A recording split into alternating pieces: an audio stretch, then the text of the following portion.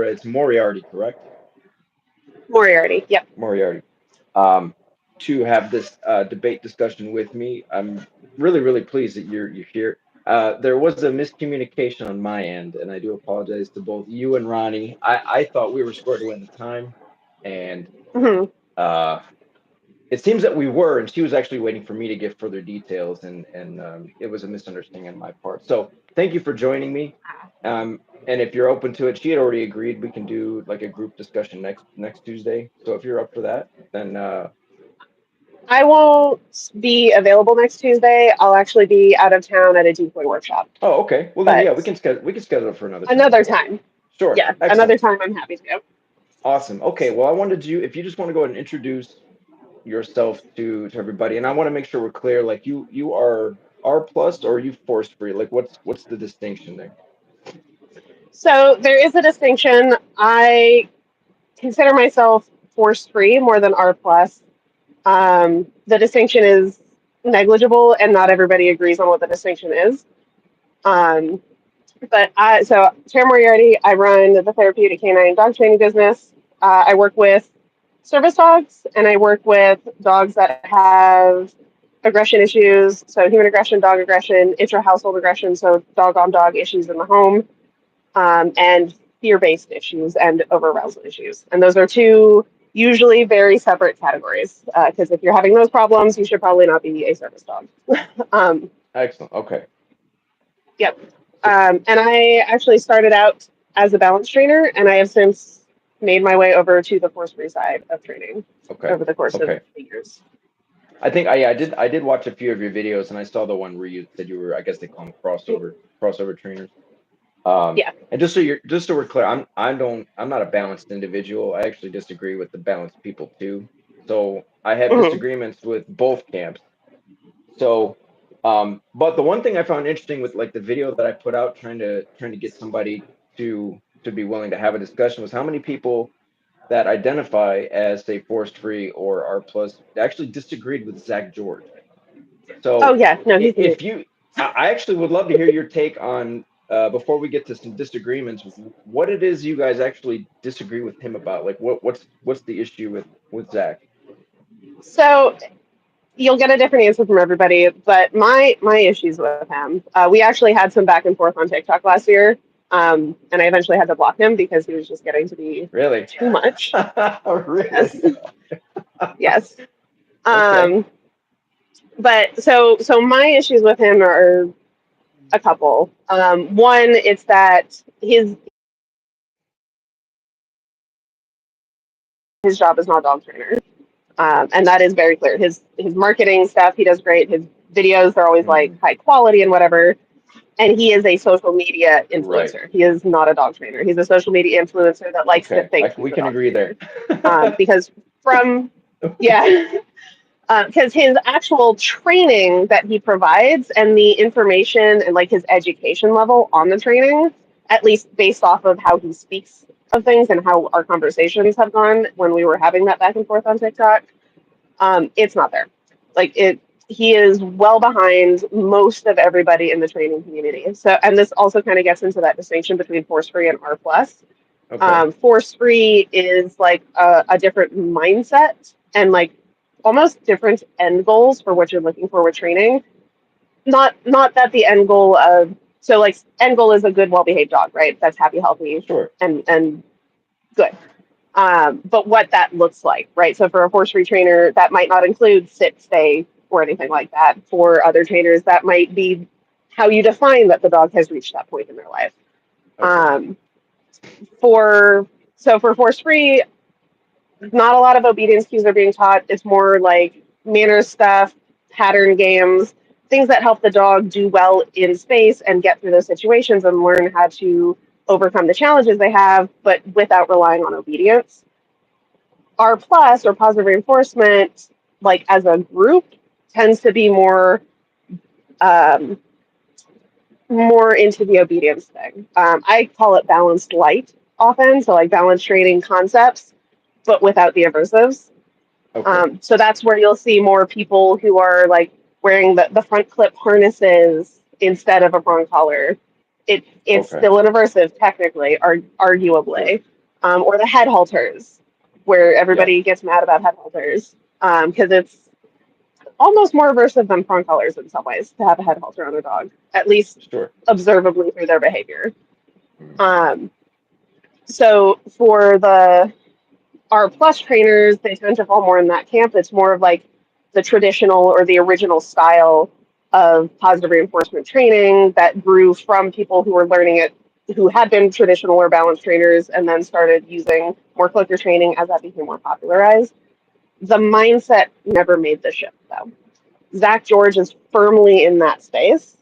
He has but he thinks he's in the other space. He thinks he's at the edge, the leading edge of the science and the information and the how to train. But the exercises he shares on his YouTube, the way he talks about training, the things he says, how what he shows in his videos and what he can accomplish or not accomplish, he's over here in like traditional Right. positive reinforcement land, Yeah. and he's not good at it. So like, not only is he there, he's not good at it Yep. either. I would agree with you. I would agree with you. Okay, so Um, that's interesting then. So is it more so okay, so the methodologies he and the approach he uses does not line up with what you guys would consider in line with, say, R plus or force free. And then of course the results he produces are not mm, anything that should be a representative of what you guys do. yeah. Yeah, Okay. it's very old school positive reinforcement, and it's not done well, but it is very good at teaching people, right? So it serves its purpose. He can make Okay. quick videos that show a basic training concept that's easy for people to follow along from home if they're trying to do stuff via YouTube. It's not the level it's at, and it's not conceptually, and like a lot of the things he talks about, because he gets into politics and stuff too, and he Yeah, gets, yeah. he tries to bring that into the dog world and mix and match it. So he's more in line with like the force free way of looking at the world, but it doesn't seem to have translated to the way he actually works with dogs. And Yeah, that's and where that's people will get weird yeah, though yeah. about like, is it R plus, is it force free? I call myself positive reinforcement and I think that way, and I don't like force free, and so everybody's gonna Okay. label themselves differently. This is Sure. just how I've labeled it in my own head. So now, in terms of what you do, because I don't think it'd be fair to pick a disagreement with necessarily your group when maybe you yourself don't agree with. Because I know there are people within certain groups that might not all agree with each other, right? So I guess in terms of just what you do, you would consider yourself more R plus. Is that what I'm understanding? More force free, You would be more force free. more force Okay. free, more like holistic type training. Although holistic, if you're on the internet too much, has a balanced trainer lean to it. So Sure. Okay. not So that now way. what? Because if you said you're balance training light, what I guess what is the light in there? Like what do you So is it more I'm like not. Lima or I'm not, but that's what I would consider a lot of the people who consider themselves R plus oh okay, and I not got you. force free. Okay. Yeah. hmm So now when it comes But to yeah, oh go ahead. go ahead. I was gonna say so when it comes to what you do, you wouldn't you so that means like nothing that you would consider say an aversive, right? Or what they would call hmm an aversive. Now Yep. I think most of the time people associate that with tools, but is there anything else? hmm Like I hear people say from the force free dog community, they even go so far as to say like you can't say no to your dog, or you can't express a Yes. disagreement, or you can't. Yes. That's where we would disagree on, with things. And so Mhm. um, I guess Perfect. when you're dealing with say I love that. aggressive behavior, hmm um, to me it just seems very unrealistic to because I look at it this way: if we, because I know you wanted to discuss a big core theme of my channel is hmm educating people about dominance and what that really is and what it's not, because there's a lot of misunderstandings, misconceptions of what people have with it. A lot of people associate it with like abuse or being hmm heavy-handed or things like that. But It is often used to excuse that. it is So sure. It is. No, and that's I call it the dirty word of the dog world because Hmm. what people have associated it with, it's not that they don't have good reason, because I often still see people do things that are pretty borderline abusive, but then Yeah. they would say like, well, you have to be more dominant with the dog, but that's not what it means. That's not what it is. Yeah. Um, and so I see it as like an excuse to punish the dog unnecessarily when that's not really the way I see it. Often. Yeah. Yeah. Often Um, that's how it's used, even yeah, if that's right. not what it means. Sure. So I guess for me, fundamentally, I look at dogs. We have to acknowledge the way dogs are, how they operate, and work from there. So if the Mhm. fundamental understanding we have of the animal is incorrect, then it to me it's everything we build from there is going to be flawed. So Mhm. my entire premise is that dogs are social creatures and that they operate within a dominance hierarchy. And so understanding that about their nature means we can resolve something like aggression in a much different way.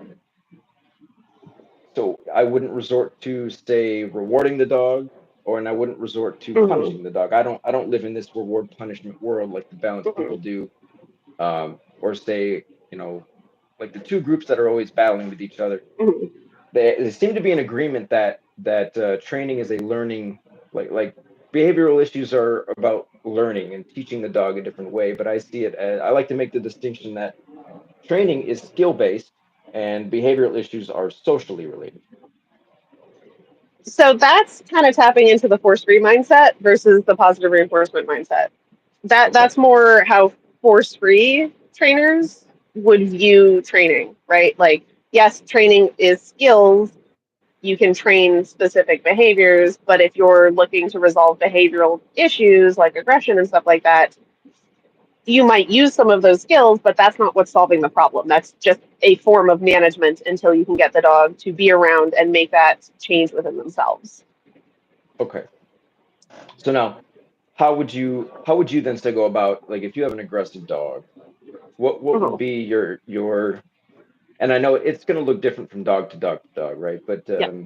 I guess in general, like what does that look like for you in terms of, because if we remove the ability to, like, for instance, just tell your dog no, what then is acceptable? What does that look like for you? So I am one of the ones that's on that far end of the spectrum that does not use now.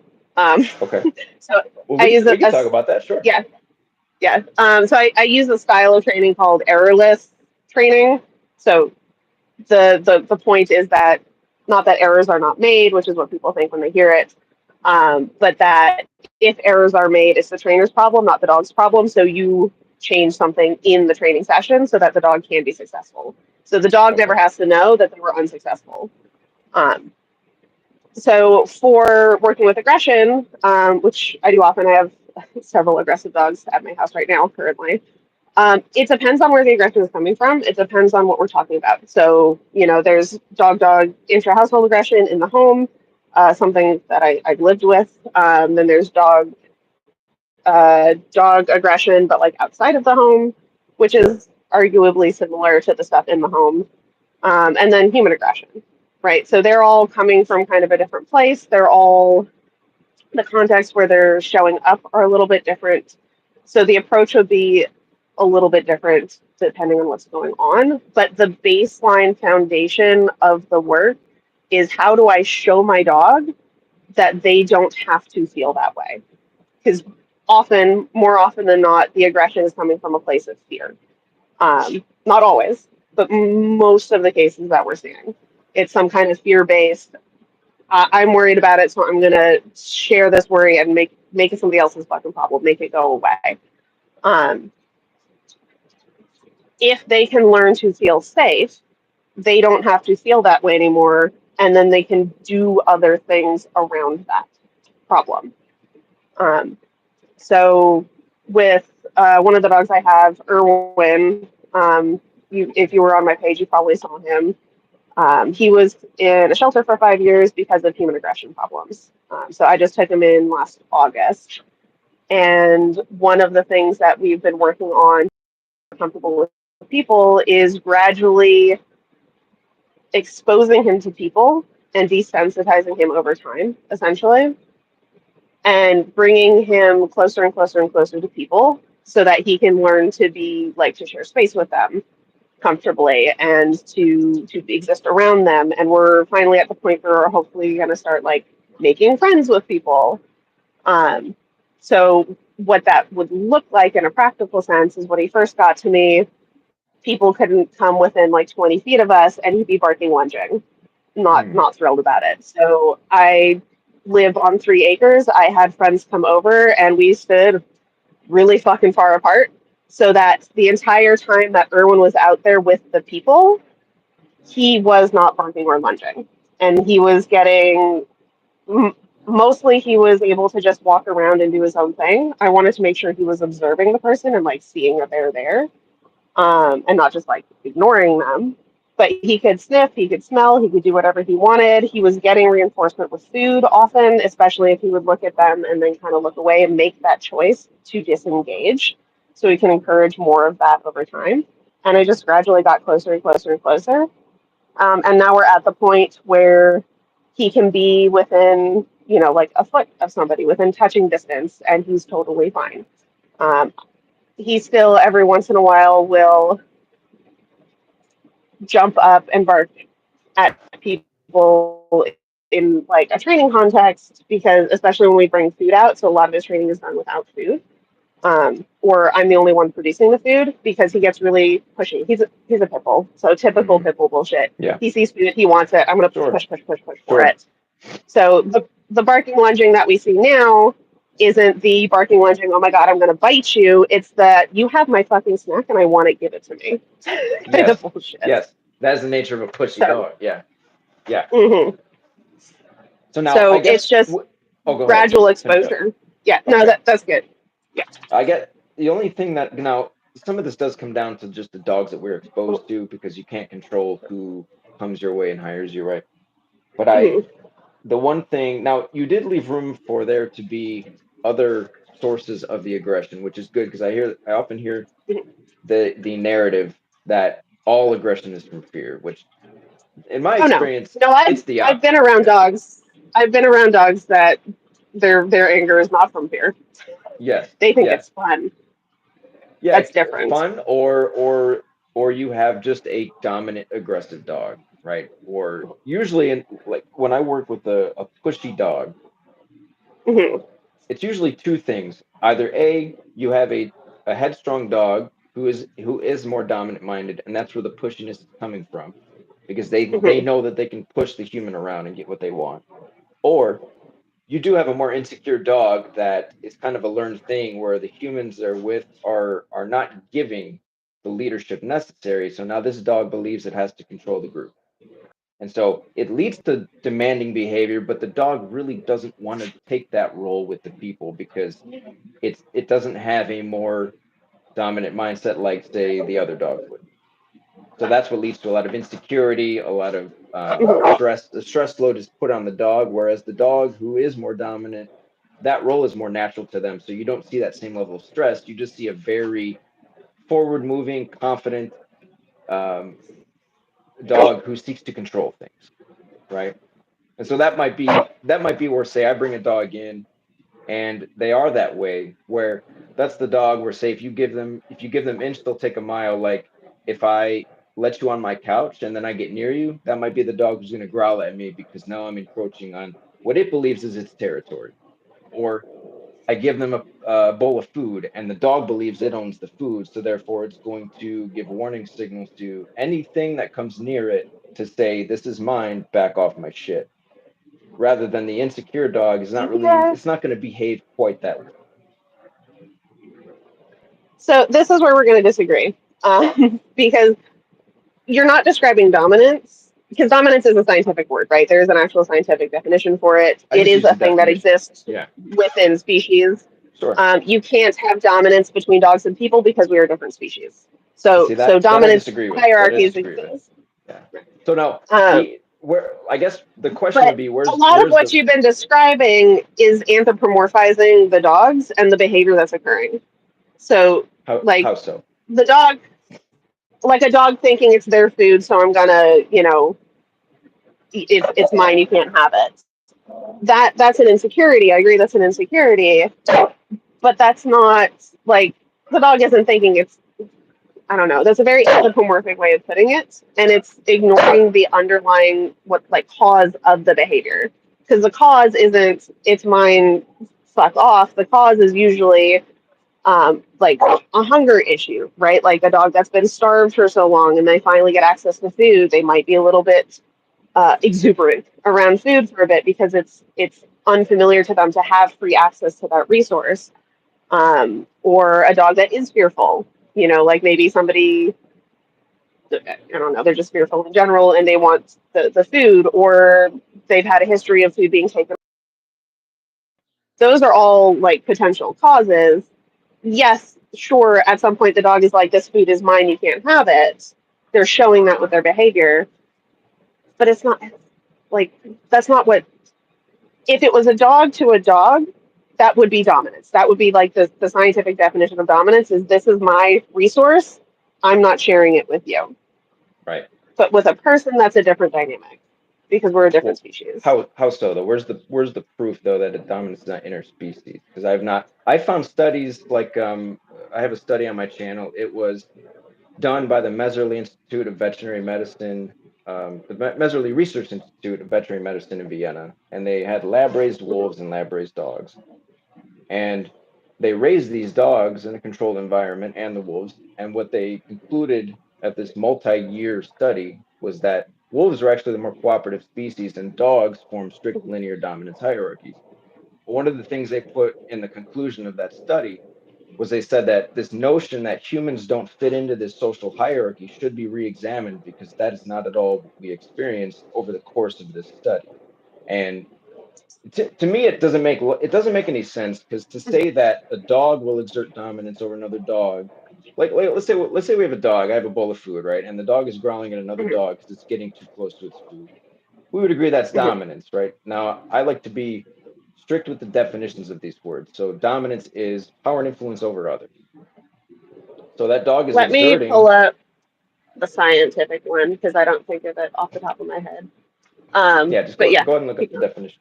But no, but Mhm. say the dog growls at another dog over it getting too close. So it's saying, give me my space, or I'm going to issue a consequence, or I'm going to discipline you for attempting to get near me while I. But then the human walks Mhm. up to that same dog, and the dog gives that same warning signal to the human. How are we to conclude that it's for two different reasons when it's the same warning signal given in the same context under the same circumstance with the The same same dog and the warning same mentality? signal, but is the behavior stemming from the same baseline reason?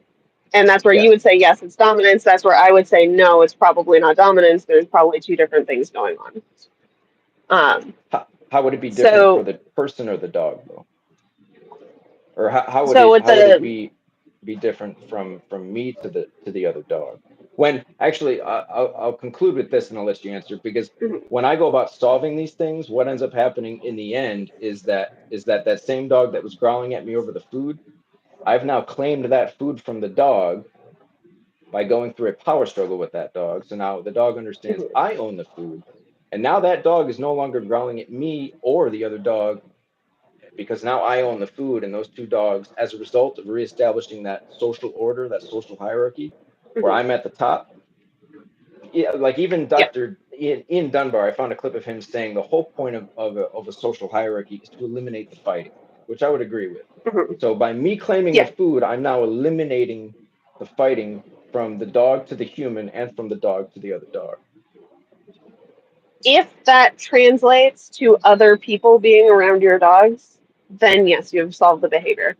Most of the time, if you're just like taking the food away and like making them think it's your food, that will work with one individual, but every other individual will have to do that to make sure the dog knows that. That's not actually Not resolving the behavior. not That's just necessarily, not con. necessarily, because Yeah. what it is we're reshaping how the dog sees its relationship to humans in general.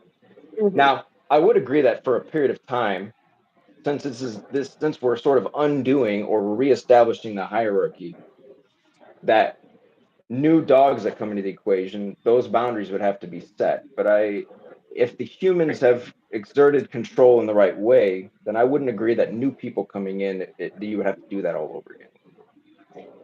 Yeah, I've seen that though, and that's usually what happens. Is when the dogs go home, like if it's like a board and train or something, when the dogs go home, the behavior breaks down, and Right, or it works for a couple of days when the people are like on top of doing that, but right, they don't want to be like that with their dogs, so they stop doing it and the behavior comes back. right. Well, Or like within a home, like the dad can do it and the mom can't, and the kids, some of them can, some of them can't. So the dog right, behaves differently with every individual in the home, right. because you're just trying to convince a dog that it's your food and you can't have it because it's mine, and you can have it when I say you can. The It, behavior doesn't it's change for every individual that the dog interacts with, so that means the behavior has not actually changed. It's just the dog is being managed through social pressure. I would disagree because, well, this is one reason why I don't do board and train, right? Because I Yeah. can bring a dog in, build a certain relationship with that dog, but the minute I relinquish it back to the owner, it does nothing for the owner. So, Hmm. like most of what I do is I go to people's homes and I give in-home private sessions, right? So when it comes to something like food, I will work through that issue with the dog so they can watch. Now, if it's a more dangerous dog, I will just do it. Otherwise, I will coach them on how do you go through this social interaction in the right way so that the dog understands that you control the furniture, you control the food, you control the toys, the treats, whatever it is. So because the whole idea of a dominance hierarchy being strict and linear is that once you've reestablished the order, there is no more fighting because the dog now understands, okay, the control I used to think I have, it now belongs to this person. So the dog will no longer seek to control things it used to because the dog perceives the people it lives with differently than it used to. Now, if you have a group of people and you have a dog who maybe doesn't do it for the dad but does it for the mom and the kids, well, all that tells me is that the dad is now put himself at the top of the hierarchy, and then the mom and the kids are still below the dog. So the goal then would be to make sure the dog sees itself as below everybody. All the humans are above the dog. So though I address these things from a social perspective because this is the quickest way Hmm. and the most permanent way to resolve these issues. And that this is why I don't see these things as learning endeavors. Like I'm not teaching the dog to be respectful when I give it food. I'm actually, like I said, I'm going through a power struggle with the dog. And so I'm taking power from the dog back into my hands. And now, See, but why do you have to have a power struggle with your dog? Like that's the thing that just never sat well with me, is why with a social species do we have to have these constant power struggles? We don't. We can resolve the same behavior problems without the power struggle. but you just said you've seen it be the case that when you relinquish dogs back who have those issues, the issue's not solved, When right? if the training was the style that you're describing, where I'm teaching the dog, this is mine, you can't have it, that's how this works. With the training I Right. do now, that's not the case anymore, But I guess right? my So question as would a be, crossover, excuse me, no, you're fine, you're um, fine. as a crossover trainer, I've done that style of training before. Maybe not the exact same way that you do it, but I've Right. I've stopped at like everything along the way. I was Lima for a while. I used exclusively e-collars for a while. I used e-collars and prong collars for a while. I used just slip leads for a while. Like I've done a lot of it. I've done entirely too many things. Um, Sure. and for a good chunk of that, I part of the foundation of the training was that there is this inherent power struggle, right? Like you have to make the dog know that you're in charge. You have to be the one Yes. to be the person. Like they have to know you're on top. Yes. Um, and consistently, when I was training that way with that mindset, regardless of what my specific techniques were, because at different times, I would still see a lot of those issues pop up, whether it was a board and train or in person, like one on one sessions, where if the hierarchy in the house changed, even if I could get everybody in the house to be on top, right? If the dynamic of the house changed, we had to start over again. So if like somebody new moved in, like they got a roommate or something, then we'd have to do that training again with the roommates. If you moved houses, like I used to be in the military, I moved a lot. Every single new house we moved to, I would have to reassert all of this stuff. When I started crossing over, when I started looking to the more force free and that mindset shift of if they're social creatures, why are we having these constant power struggles? When I let go of that power struggle, the behaviors stopped becoming these consistent problems. And I wasn't even like a force trainer at that time because I was still using e-collars and squirt bottles at the time.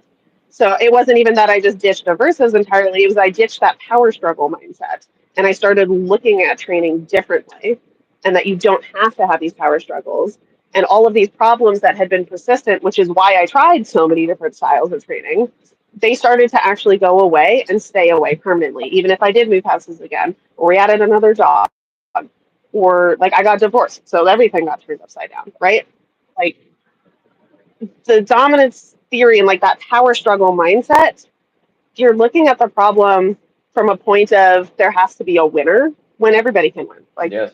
I'm going to sound like a Yeah. communist, but we can all share the resources. Why are we fighting over the resources? We live But together. to me that denies the nature of dogs, though. That's what I disagree with it, because fundamentally dogs operate this way. And so I can either choose to accept that's the They nature, don't though. but they do. Like, if I could show you, They I don't have though. They don't dozens though. of clips of dogs, groups of dogs on my channel showing how they establish hierarchies with one another, No. especially in relation So to food, right? So to look at that and say it doesn't exist, or it's just a theory, or this isn't really how it there are should go. social dynamics. Yes, yeah. There are social dynamics, sure, but they're not all social dynamics are not based on a power struggle.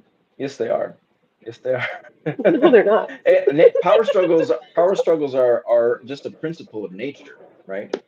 So, like, They you're don't have okay. to be. I'm sure you've had a job, right? You've had a job, right? Yes, Okay. yes. So in the human world, because I make this analogy all the time on my My channel. job is a terrible example though, because I was in the army, so there is a very Well, definitive no, actually, hierarchy there. the army, yeah, the army is a great example, though. The military is a dominance hierarchy, but every workplace is in the human world a dominance hierarchy, right? You wouldn't, But they don't out have to of, be. well, history has not You proven can that to be have true, people though. with you can have people with different right, but that's because the people in charge have the same mindset, Sure, but right? no, what I'm saying is you can be a good leader, right? You don't have to be a dictator. What I'm saying, though, is your workplace is structured a certain way because it gets things done efficiently, and it eliminates problems before they start by having this social order, right? If I understand my role Or as an employee, then I know that if I talk back to my boss, if I'm disrespectful to a coworker, I slack off on the job, there's going to be consequences, right? So I look yeah. at it like this. Let's say we order the workplace the way they would in like the force free world, right? You tell me if I'm wrong. Mhm. You would say that we would ignore people when they do something to break the rules, and we would move them in the direction of doing something we like, right? Kind of.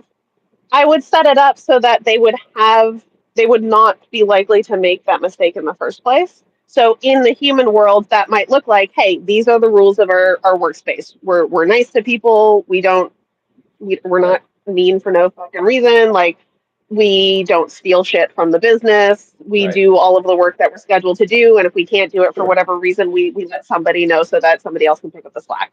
Right. definitely, So we have some boundaries, some guidelines set in place.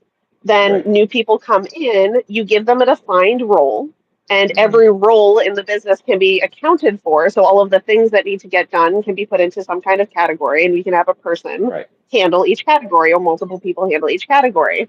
Whatever Yes. category that person is going into, they could come in as like, hey, you're here to learn. This is what this will look like. I'm going to walk you through it, set you up, like give you a couple little like smaller assignments at the beginning. And then as you get figured out how this stuff works, you can get more and more assignments and be more integrated into the business. And then you have a new employee. That doesn't necessarily Sure. have to take a ton of time either. What I'm saying, though, is, so, and I agree with all that, but what do Mm-hmm. you do when somebody breaks a rule or disrespects the boss or disrespects a code? What do you do when somebody violates those policies?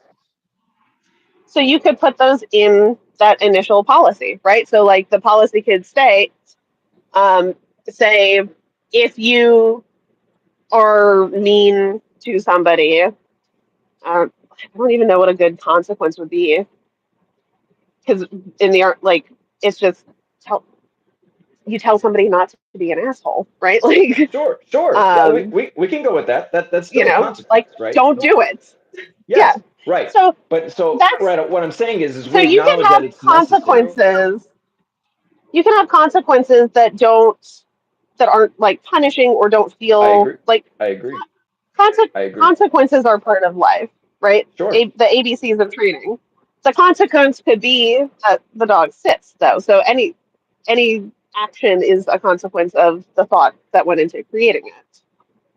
Yeah, I guess what I'm saying though is in the dog world, like my dog Grey Goose, for Mm-hmm. instance, right? I have many videos on my channel of her disciplining other dogs, right? So when I bring a new dog in, she makes it very clear as soon as they walk in the door, as long as they're the type of dog that has a chip on their shoulder, she will let them know that she is above them as soon as they walk in the door. Now, if that same dog gets near her when she has a bone, she will growl at them. Mm-hmm. And if that dog gets too close, she will snap at them.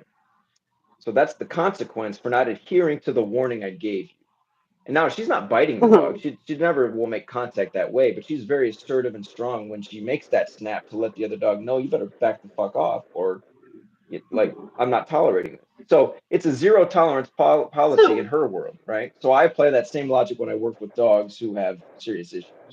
Is there has to be a zero tolerance policy, but I agree. We don't need to take the so route of punishing, right? There is just needs to it be consequence. dominance or is it communication? It is Is it still dominance dominant. or is it communication? Yes, because again, what's the Or is it definition? communication? Power and influence over, right? She's exerting power and influence over that dog. Right. Or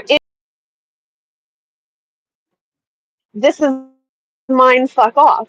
Like somebody doesn't have to be in power over somebody else to say, Yes, she this does. is my Yeah, food, because when I come fuck to off. take her bone away, she doesn't do that because I have power and influence over her.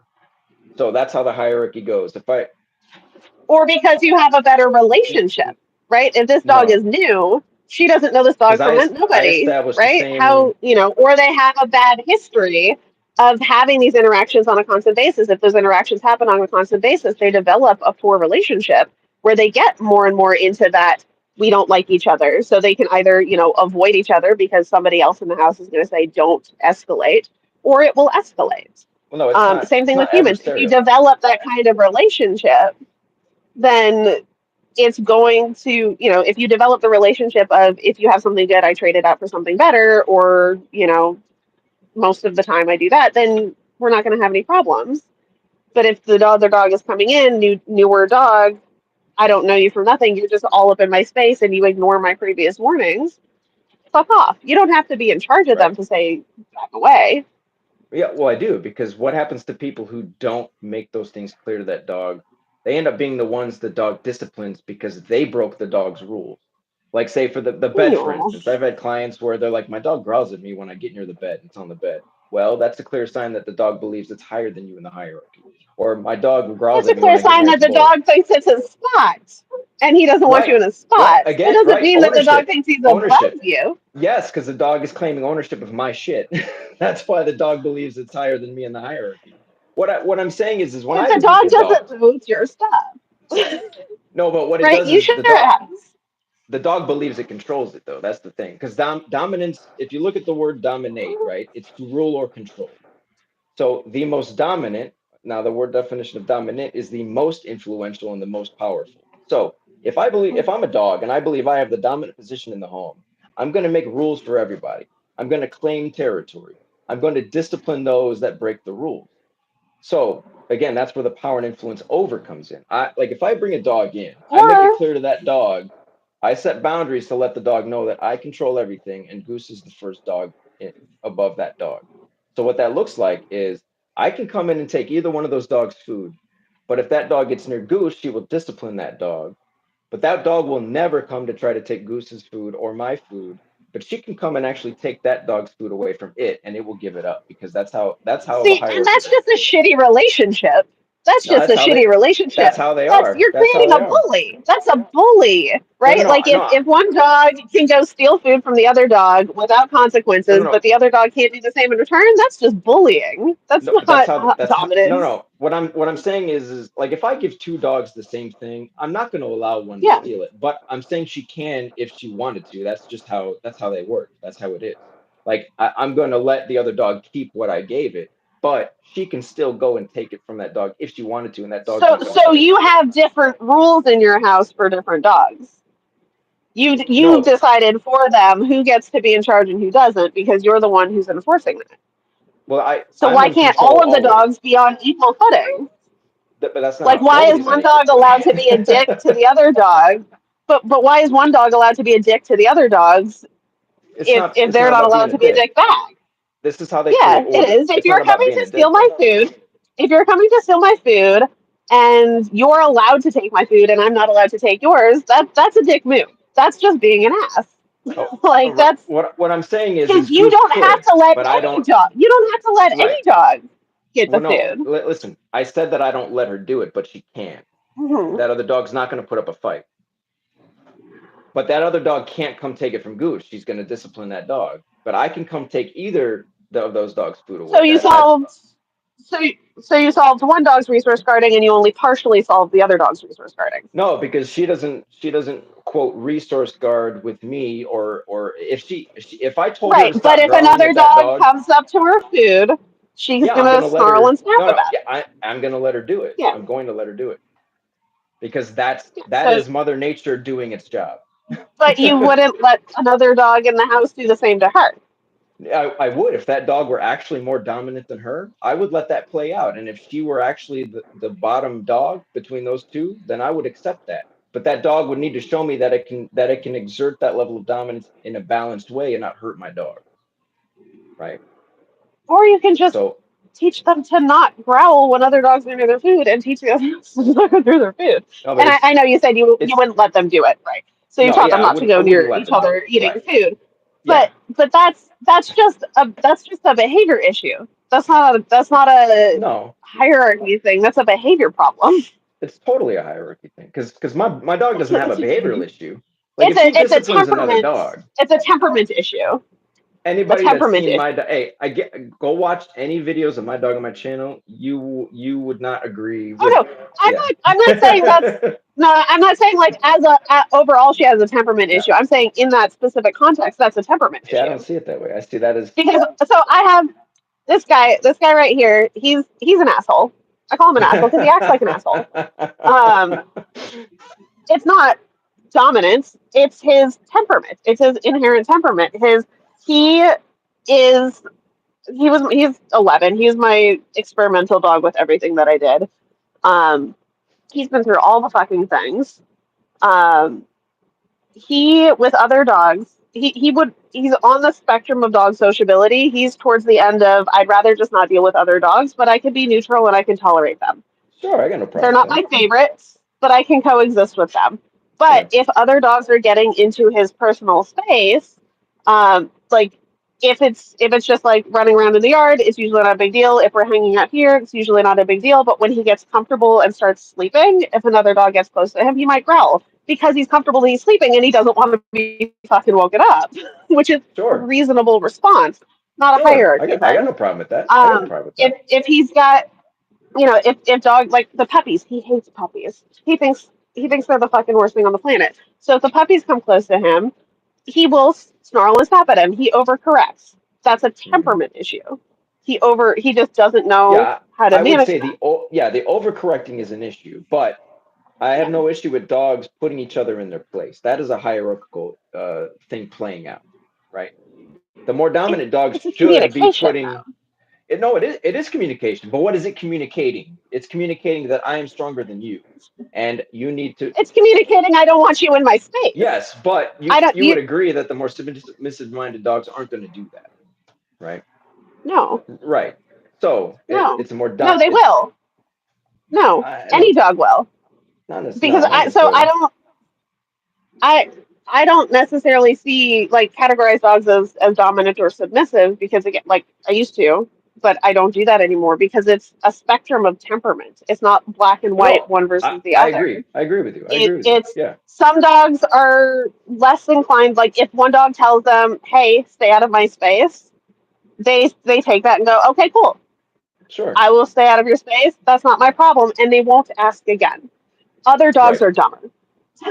Other dogs need a couple more times to get the fucking hint, and then if they don't get the hints, the other dogs are going to escalate in their communication, right? They're going to go from like side eye, like stay out of my space, to that lower nonverbal, not snarling, snapping, just like stillness, go away.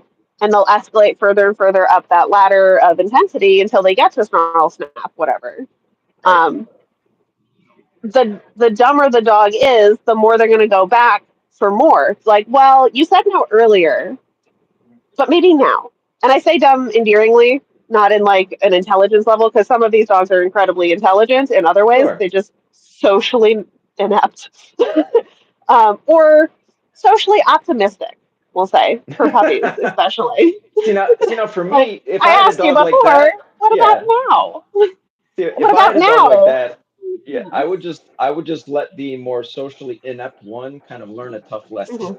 Where, okay, you want to push that boundary, well, you're going to get disciplined, and then you're going to realize, okay, that was a bad idea. But I shouldn't do that. they don't always. They don't always learn it though. So instead of letting my dog escalate to that point, so I will let my dogs sort some stuff out between themselves, right? You have to let dogs communicate. You have to let them figure their I own stuff I agree. out. I agree. Um, Absolutely.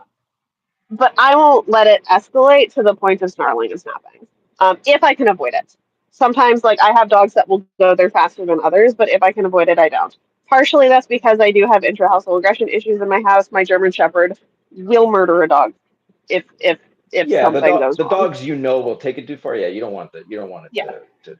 And that's because he was attacked by another dog I had that passed from cancer when he was younger, and now it's essentially doggy PTSD, where he's got attacked so many times before I knew how to change that behavior that it's now built into him. If another dog gets too close or sets off that trigger, his brain is gone.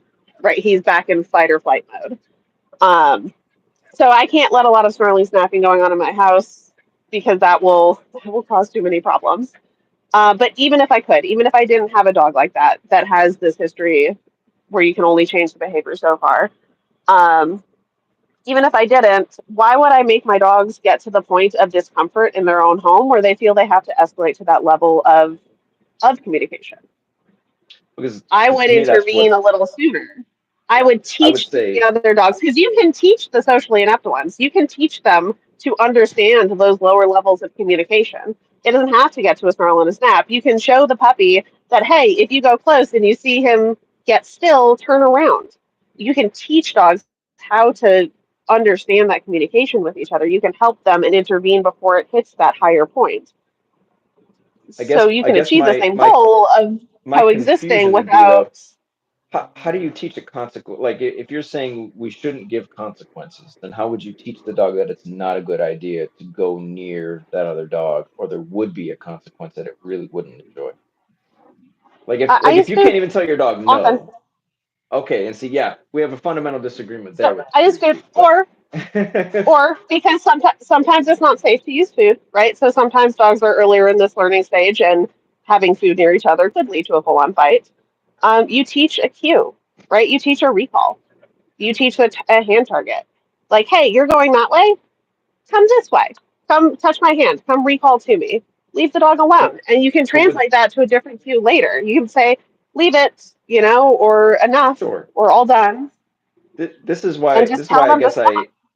I disagree with everything being boiled down to learning and teaching and a um this way of thinking, because if that dog is socially inept and I do something like that to keep it away from a dog who may issue it a consequence that actually could teach it much more quickly, then that dog is going to keep being socially inept because it didn't get the social pushback from another dog to So, teach it the right way to behave, right? and this is why I think you should probably try using more food. Since you said you wouldn't use food in that No. situation, this is why food would be helpful. So, well, Because I yes, have good I reasons for not agree. using food. I agree. The cues over time is just management. Because Right. anytime you as a human are having to tell your dog what to do, you are managing your dog. So if you have to use a cue to tell them stop doing that every time they're interacting with a dog, you're just managing them. But if you're using food, Right. right, so that might be the beginning until you get to a point where it's safe to use food if safety is an issue. Or if it's not an issue, I just won't even start there. And I might teach it so that I have it for my own convenience, because sometimes it'll still anyway. So you teach it with food. If they're going up there, they're getting in the way, throw food scatter down. They start sniffing. Their arousal level lowers. They start self-soothing. Whether or not they're like worried, that's irrelevant. It's something worried, excitement, whatever. They're getting in the space of the other dog. They're not listening to the cues, so they need to lower their arousal. Sniffing will help that. Eating helps that. Then they can finish eating, look back up at the dog, and either choose to approach or not approach. If they choose to approach again, the other dog's not cool with it, throw another food scatter. And you teach them to self regulate. Because I'm not telling them what to do, food is just falling from the sky. Then they're learning self regulate relatively quickly, sometimes within a couple of days. You will see the dogs go up to the other dogs and start sniffing the ground on their own without having food be thrown to them. They are learning to self regulate when they see the dog doing something that got them food before. They start to sniff on their own, and then I no longer have to be part of the picture. We have resolved that problem. Our socially inept guy is feeling a little less socially inept because he has something to do that he can choose to do on his own and not have to get into the fight with the dog. But I Nobody guess has my to be in question charge. is when it comes down to when it comes down to learning on a social level, if we're removing the social interaction from that, and say like Mhm. let's analogize it again to say the workplace, where like if I have somebody who Well, you keeps don't have to remove the social interaction. So if the dog is approaching with that lowered arousal, they're not going to be doing those pushy behaviors. So like my dog Bug, the one who I said is a little too overcorrecty, but can tolerate other dogs around him. If the puppies are running in his face and getting like being puppies, if I allow them to do that for too long, he'll snap and overcorrect them. If I throw food, sure. anytime the puppies come up, one, it slows the puppies down. They eat the food, they lower their arousal. Two, it rewards Bug for tolerating them, so it maintains his ability to handle them. And then as the puppies finish eating the food, they look up, they can start interacting with him in a way that is calmer, which is much more tolerable to Bug.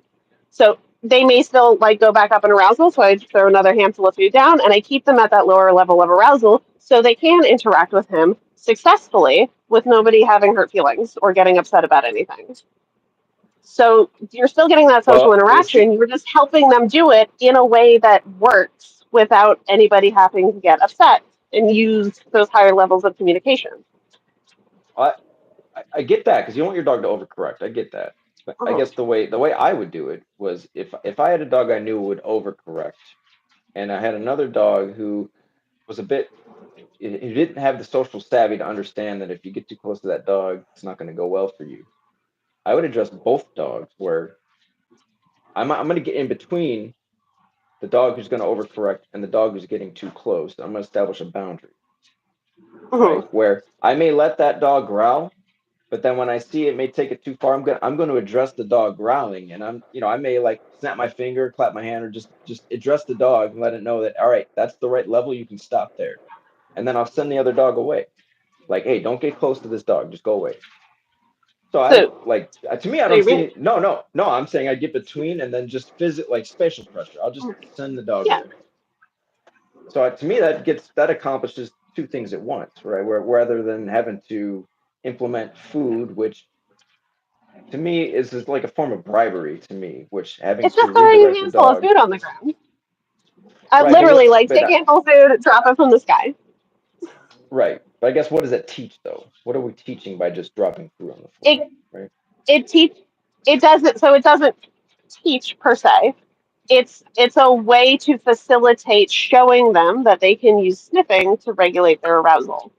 So I mean, it is, I guess, teaching them arousal modulation in a way, but it's not like teaching a skill.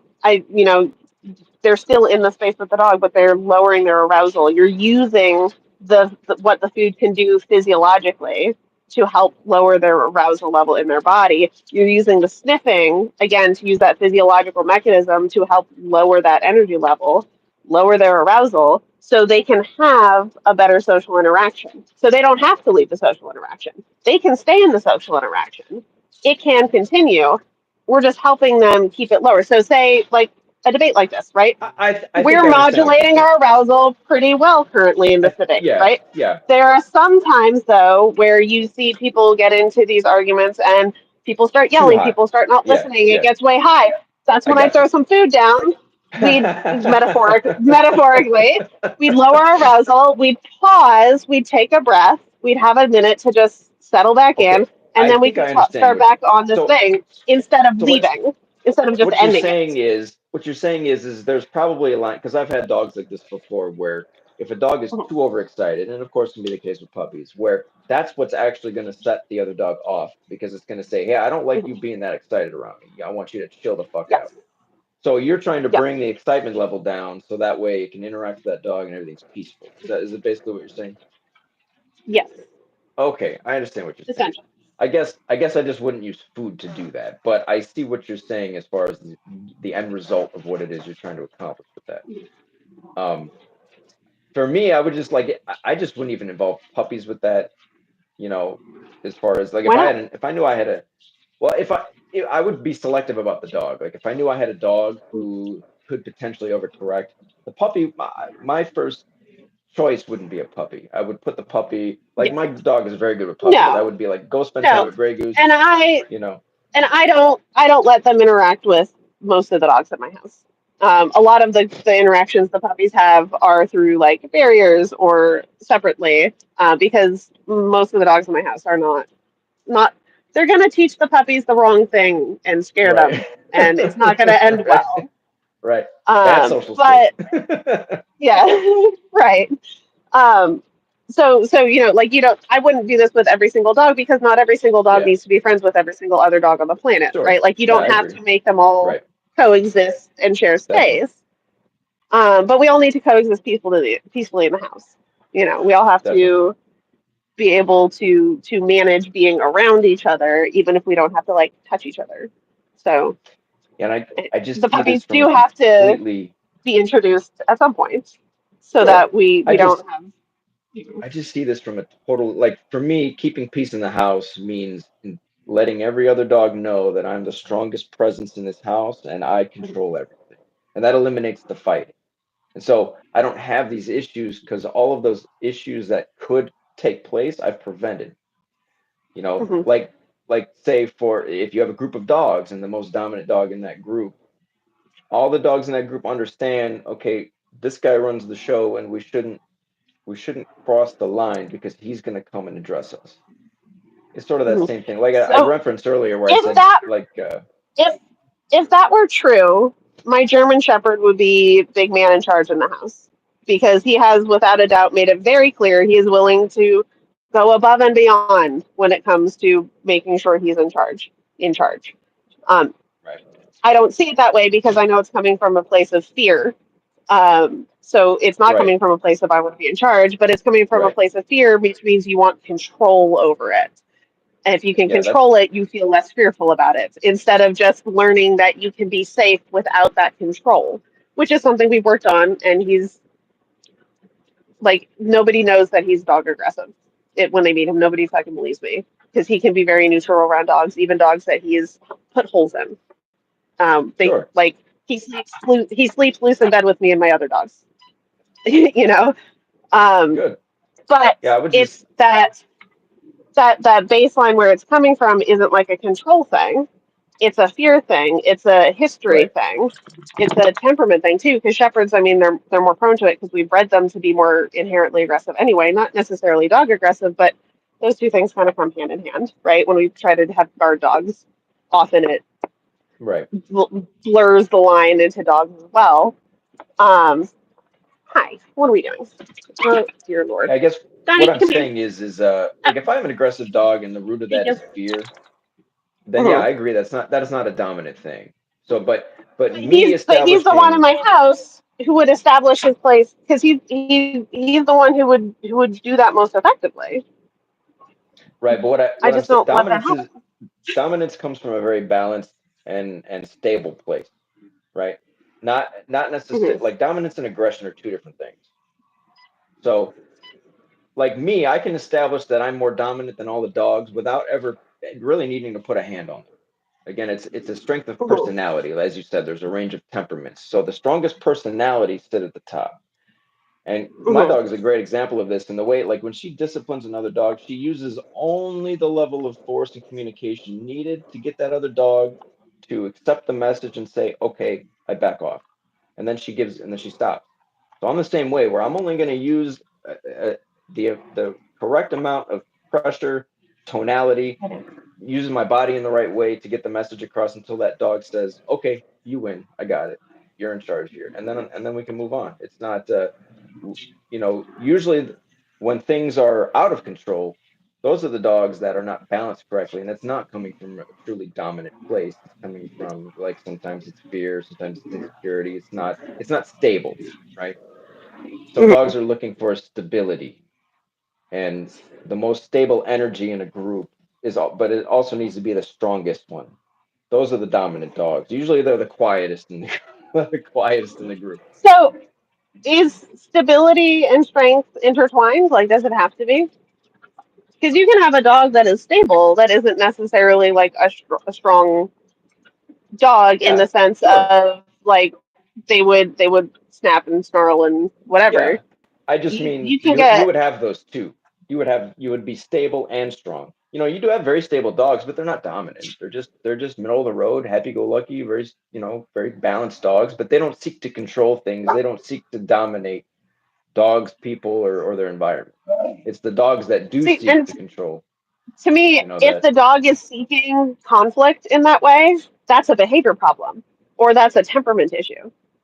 I don't If a see it dog that is way. actively seeking conflict within their own home, that's an unstable dog. Well, I see That's an that as unstable dominance. dynamic. That's dominance to me. Right. Because Right. again, And what's that's the where we're just definition? going to fundamentally disagree. Right.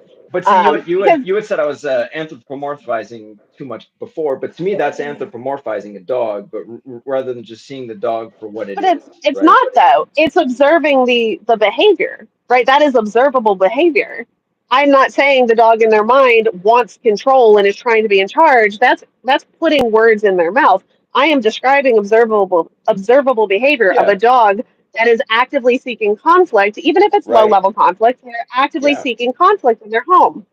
That is abnormal behavior. That I is, don't see I that. mean, I mean, it's, Yeah. there's a range of typical for that, but actively seeking conflict every single day of your life, that's not a stable mindset to live in.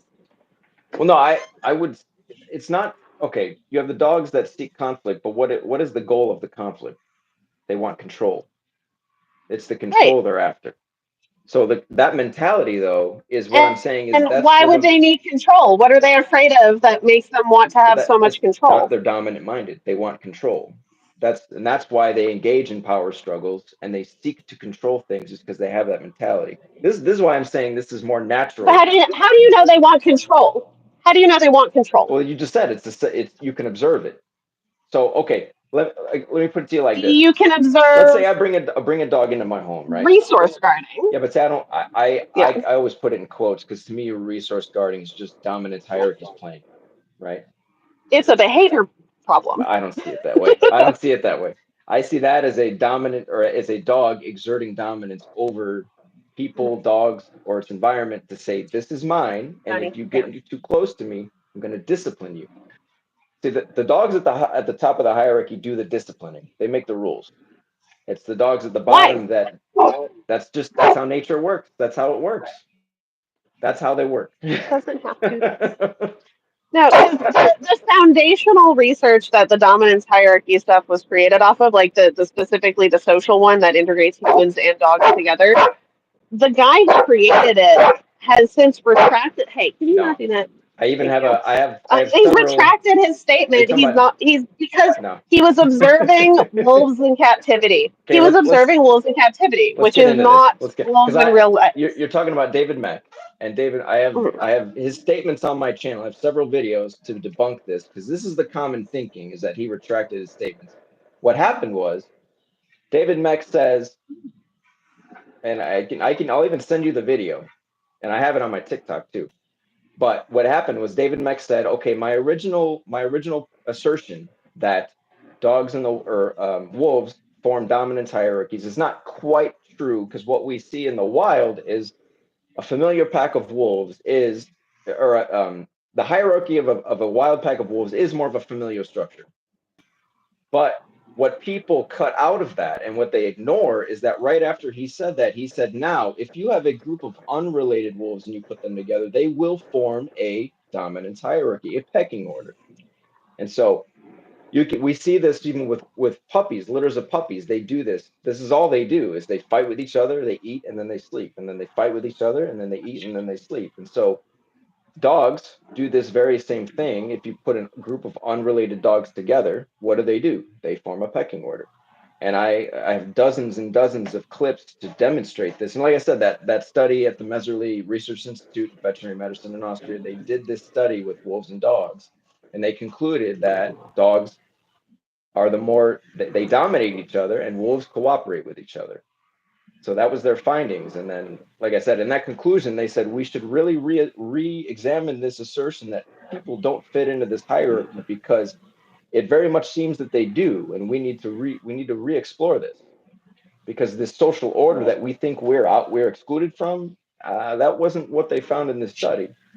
But what they found, like I said, the lab-raised dogs, with that they form strict linear dominance hierarchy. So it was actually in alignment with what David Meck said. He only retracted like half of his statement, but everybody conveniently cuts out the rest of it, where he talks about internet. What's that?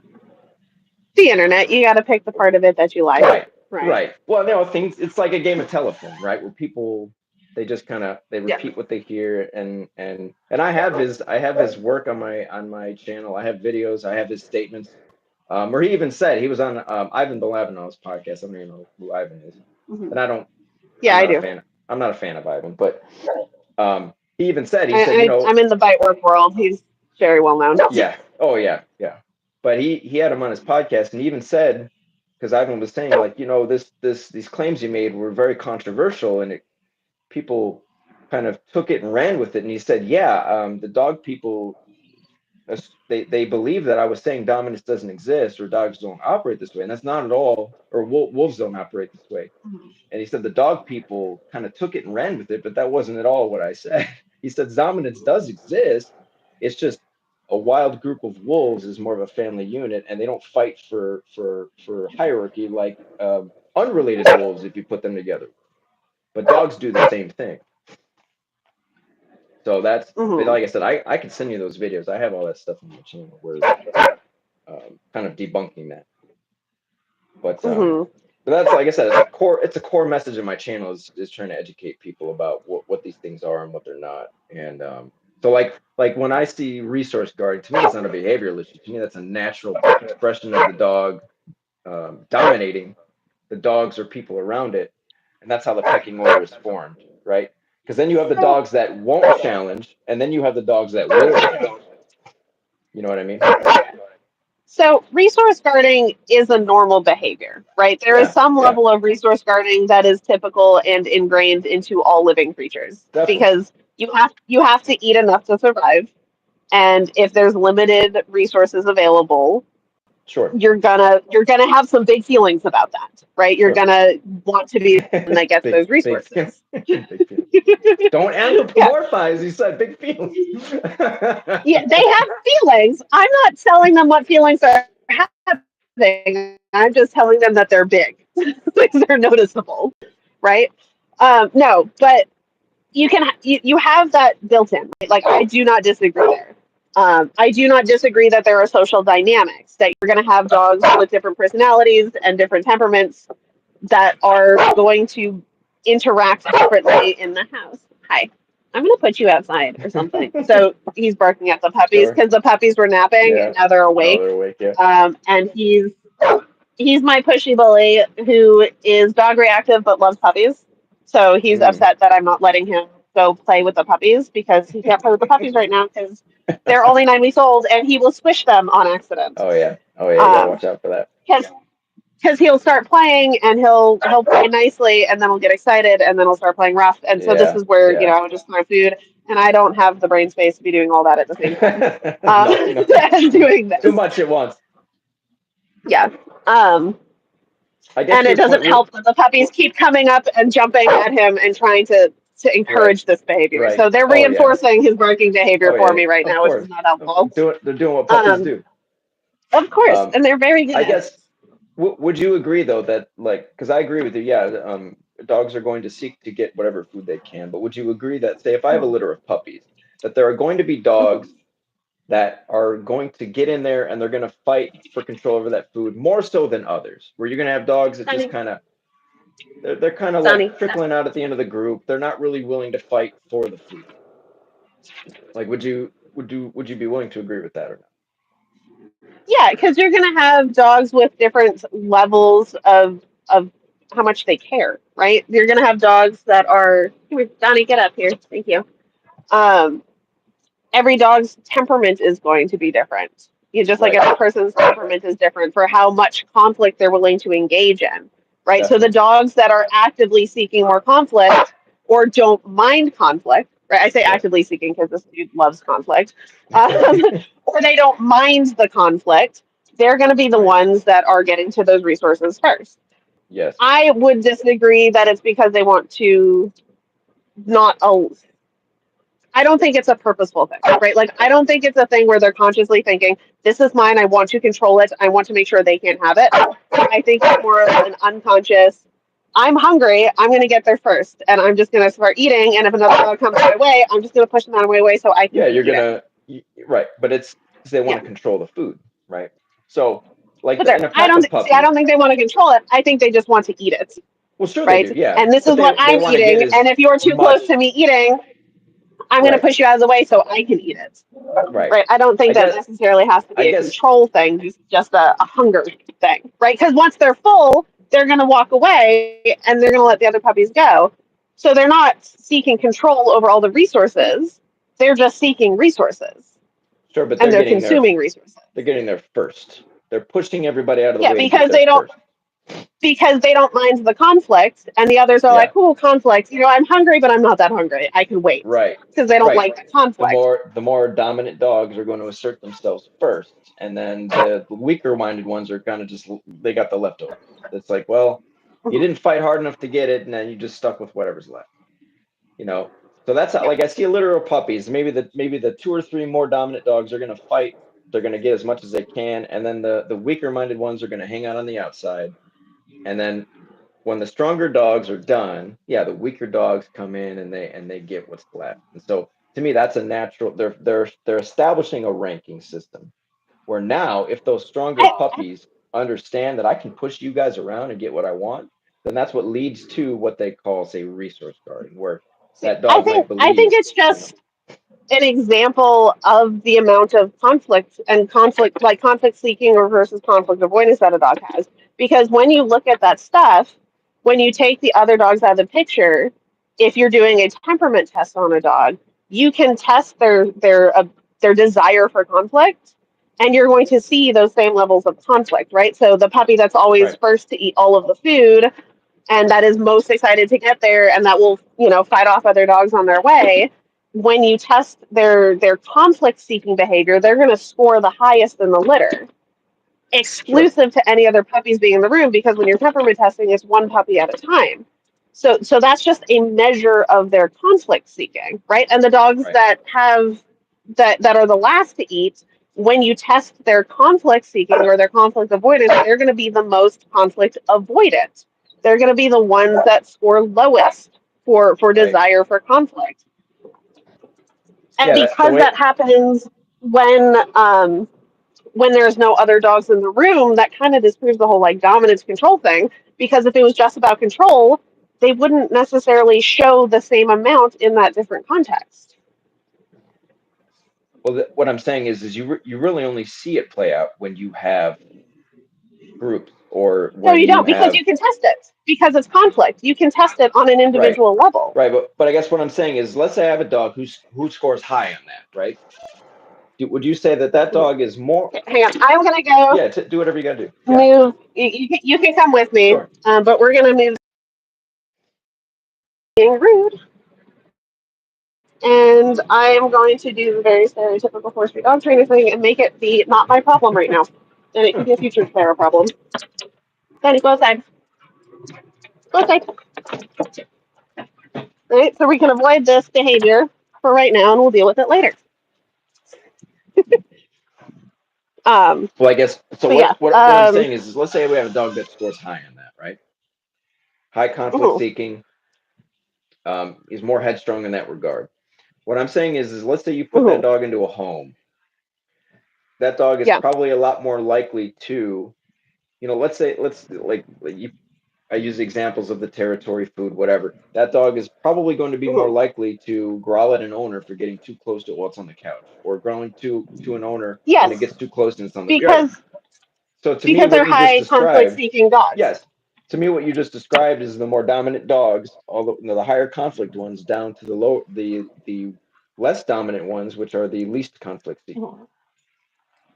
So that's really all. When I hear you say that, that's really all I hear is most But dominant to least dominant. right, but dominance doesn't exist by itself, right? Dominance is a social interaction. One dog is dominant over the other. So if you can see that behavior when the puppy's by themselves, is it dominance, Well, or is it it's a just mentality. temperament? Yeah, I would agree. It's a Temperament, mentality, temperament, same thing. because and you can see it between different dog breeds, right? So like Donnie is very conflict seeking. He's a pit bull. Most pit bulls are very conflict seeking because we've taught them to be that way. We've bred them, not taught them. We've bred them to be that way. We've selected continuously the dogs that are most conflict seeking of all of the dogs and put them into this breed. So if you compare them to like a lab who have not been bred to be conflict seeking, the the the the pit bull's always going to be the dominant one, not because they're Mm, actively like wanting control of stuff, but because their temperament is to seek conflict and to find that enjoyable, I right? disagree. I disagree because my channel, I have so many dogs on my channel that because to me breed is secondary. I don't breed is not that important to me. When we to me the social component of dogs is the most important thing. So like um you may have stronger breeds that are more likely to be that way, like the pits, the cunning corsos, the shepherds. But really all that matters is the individual mentality or temperament of that individual dog, regardless of the breed. So, like Grizzy's, a chocolate lab on my channel is a great example of why the breed doesn't. It's not a stereotype. I think we should keep pushing because he's a chocolate lab, and when his owners So got him, they said, "Well, he's not like you have an idea of what a chocolate lab is." And when we got him, he's a complete opposite of everything like our last chocolate lab was, and he's a menace, and he was a puppy. yes, that's right. So, so I had to approach him in the same way I might approach a pit bull because he had that mentality. He had a more dominant mentality. I don't know. I've got 4 labs at my house right now, varying levels of being a menace. There's Right. there is a range of There's a variance range. within, Yes. Yes. But and you can what also I'm have saying, dogs that fall totally out of their range for their breed, right? So the yeah, example with labs, they're not usually a conflict seeking breed, but I had an assessment on one a couple of months ago that was incredibly dog aggressive and actively sought out yeah, conflict with yeah. dogs, That's what I'm which saying. is I totally atypical of agree the with that. breed, Yeah. but it happens, right? So like a breed is Right. just a framework to work within. It gives you a good idea of what behaviors to expect and what kind of temperaments to expect, but it's not, the end all be all. It's not a Right. guarantee that that's what you're going to see. It's I would just agree with that. I just the think people rely on it. most Yeah. likely thing that you're going to see. So it's a good Yeah. starting point. I guess I just think people rely on it too much, and I hear this thing, especially when it comes to like the pits, and I hear this people say that it's all their DNA, and it's like there's no overcoming it, and I'm like, no, if you look at this from a social lens, then you approach it differently, then the breed becomes a secondary factor, and so because you can have a Chihuahua that engages in the same behavior as that pit bull, you know, Yeah. and so I would address the Chihuahua the same way I would address the pit bull as long as the aggression is rooted in the So same thing. right. So all breeds can display aggression. All breeds will Absolutely. have, Yeah. they're outliers. You know, they're going to have the breeds that fall within the typical of the breed, and then they're going to have their outliers on either end Yeah, of the spectrum. So like sure. way more like nervy, fearful, way more aggressive than what is typical within the breed. Or way more friendly if nervy and fearful and aggressive is the go-to. You Right. know, yeah, like a weirdly friendly guy. It's it gives you information to go off of, right? So we have these breeds, we have some understanding of what to expect with them. We also have backyard breeders, we have lots of breed mixes, we have lots of dogs Right. that are not too standard. So there's a lot of Right. variance. So it's not like this breed means this dog will be exactly like this. It means this Right. breed is more likely to display these types of characteristics. Their temperament Right. is more likely to look like this than it is to look like something else. Yeah, I would agree with Um, that. Yeah.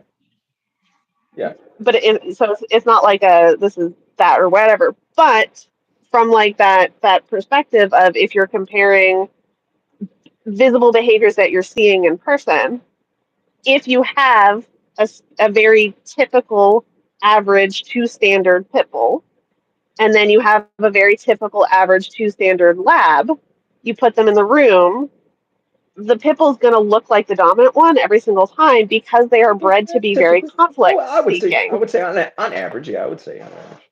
Yeah. I guess. So Well, that's Ryan not asked a good necessarily question a though. dominant thing, that's a temperament Well, thing. That's hold a on though, breed because characteristic thing. Ryan's asking a great question because he's saying why are they Mhm. seeking conflict? It's back to the conflict. He's saying why are Yeah. they seeking? So I guess this is where I would Yeah. say it's because they have a dominant mentality. They seek to dominate their environment. So I guess what would your And to me, reasoning be that they why are for they me, seeking the conflict? for this specific example with the pit bull and the lab, it would be because pit bulls have been historically bred to be dog aggressive. It's within the breed standard and it's a desirable trait to be dog aggressive. Dog aggression exists on the spectrum as well, right? It's not always, I see a dog, I'm going to kill it. It can be, I see a dog, I'm going to go over and I'm going to posture, I'm going to get in their space. I'm Hmm. going to act like I'm big man in the room, which you would call dominance. I Yeah, just call being an yeah, asshole. I would call that dominance. I'm going to Yeah, go dominance over for sure. and be an asshole. I'm going to go try to be a bully, right? I'm going to go try to bully this dog into doing what I want it to do Depends on how that because he's looks. there, because Depends on it's how right that into looks. me. And if the dog backs away, right? Like if the dog is avoidant, if the dog is like, look, man, I don't want any conflict or submissive, they're like, I don't want this conflict, they walk away, the aggression never escalates. But if the dog was also conflict seeking, so like an out of standard lab that's maybe a little more dog aggressive or more conflict seeking, they might start posturing back. And then the aggression is going to escalate. And Right. that's where you would see snarling, snapping, and you would see it potentially escalate into a full on fight if you have two dogs that are both conflict seeking Yeah, to me that's just two dominant or dogs two meeting and dogs. figuring out who's the tougher of the two, or who's the stronger of the two, so I know who to follow and who to submit to. That's the way I see that play out. Is But they're not looking to follow and submit because at some point, because so ethology is something that I'm really invested in. One of the only certifications I have is the Family Dog Mediator, which is all about ethology, study of animal behavior. Mhm. Um, it's not necessarily dominance, though. It's not that they want to be in charge because at a certain point with aggression, aggression as a behavior is a very expensive behavior. In the wild, you wouldn't want to be actively aggressive or getting into a fight because you could die, right? Even if you don't die in the fight, you can get injured, you can get infection, you could die. So Sure. the displays of aggression are usually meant to be a back off. They're not meant to be, Right. let's actually get into a fight. It's meant to be, Right. if I display this, you should back off so that neither of us have to do it. It's weirdly it's avoidance, but very loud avoidance often. Um, so what benefit is there for the animal to actively seek out something that is potentially dangerous No, that's a great for the question. No, sake of and owning resources? yes, it's for the sake of establishing order. So like it's to your point of with the ethology. Like I've watched some of Ray Coppinger's Mhm. work, right, and he talks about that, and that's a great point you bring up. Is that yeah, it expends a lot of energy to engage in conflict, but The way I see it is, okay, let's have that example again where the two dominant dogs meet. It doesn't mean they have to fight, but they Right. posture, they get in each other's face, they're testing each other to figure out which one of us is stronger than the other. They don't have to fight to do that. There are other ways they figure Hmm. that out.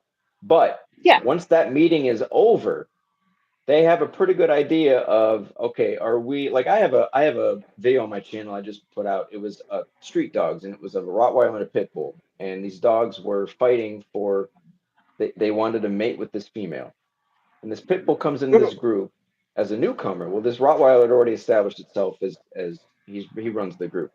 Well, this pit bull came in and he wanted mating rights. Well, that pit bull asserted himself towards the Rottweiler, and then they got into a conflict, and the Rottweiler ended up dominating that pit bull. And when the two stood up, the pit bull was like, "All right, fine, you win." And the Rottweiler went and started mating with the female, and the pit bull just let it happen. So it was a conflict that led So, to figuring out who really is the stronger of the two, so we know who runs the group and who do I need to submit to around here. and this is probably because of my experience with intra-household aggression. That doesn't always end well, right? No, it That doesn't. It so doesn't. I agree. It doesn't. Yeah. you've got if you've got two dogs, they're looking at each other. They're each deciding, in their head where you're observing where their threshold is for conflict, right? So a Right. dog walking up to another dog, they seek in conflict because, for whatever reason, they see a dog, they anticipate conflict. So whenever they see a dog, they anticipate conflict. They've been classically conditioned to anticipate that conflict for whatever reason.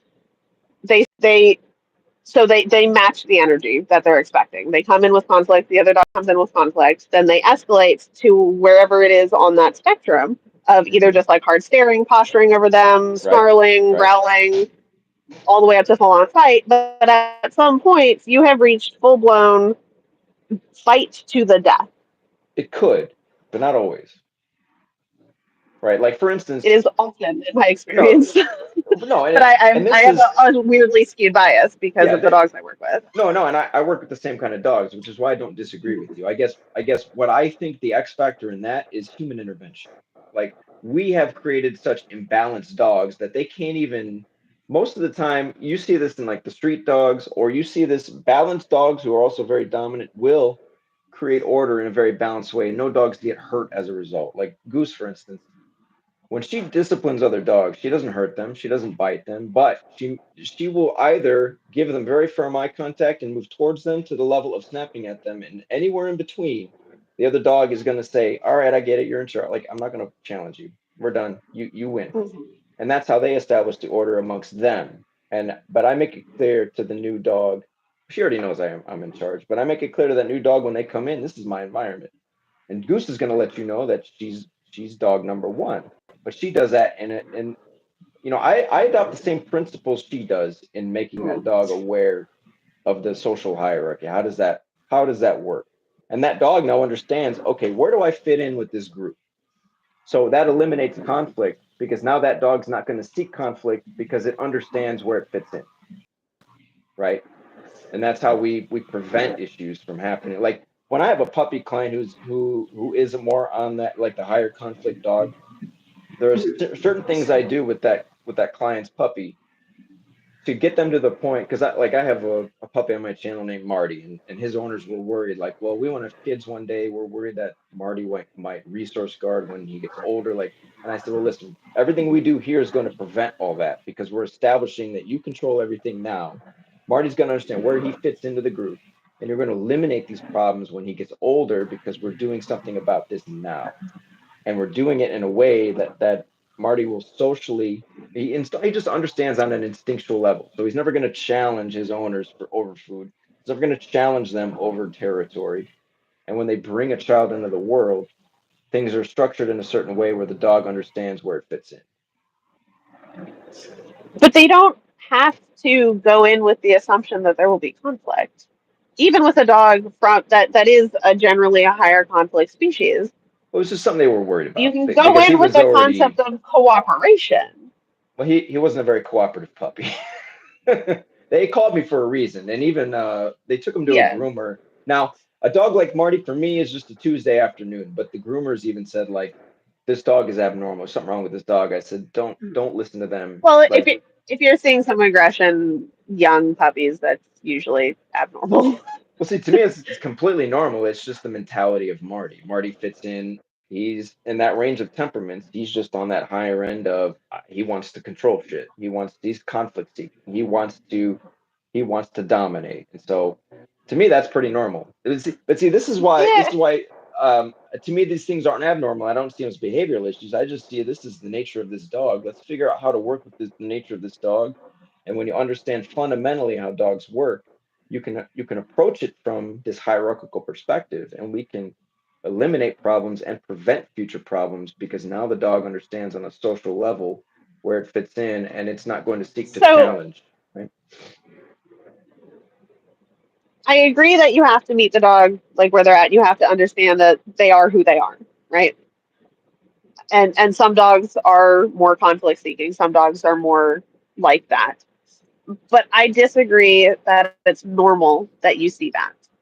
So there's a range of, zero conflict seeking to exclusively conflict seeking. Everybody falls somewhere on that spectrum.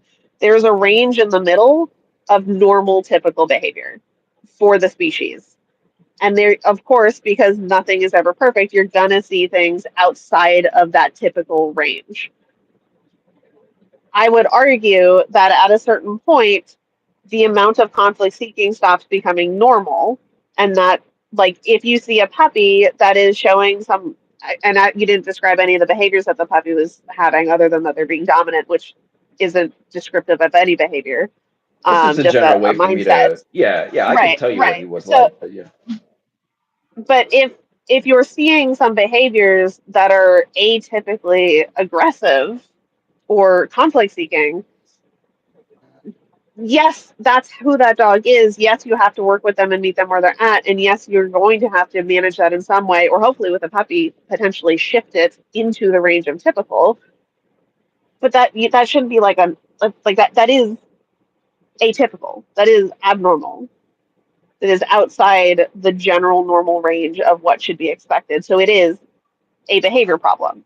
I just see it as people just aren't used to it, and what people perceive But as normal be, to me, like I said, it's normal for me because I work with these yeah, dogs on a regular, like this well, is my right. normal And type like of I see client, a bunch of dogs like that all the Yeah, time too. yeah, So trainer bias, we see all of the dogs at those ends of the spectrum that are outside right, of the range of typical because those are the people right, that seek out training.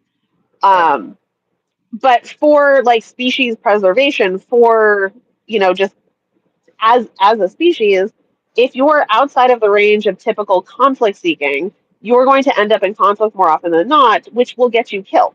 It's not Sure, advantageous in any way in like even in the natural biological sense. It's just not advantageous sure. for the When species. So it is I guess atypical yeah, behavior. It is abnormal. It is a problem.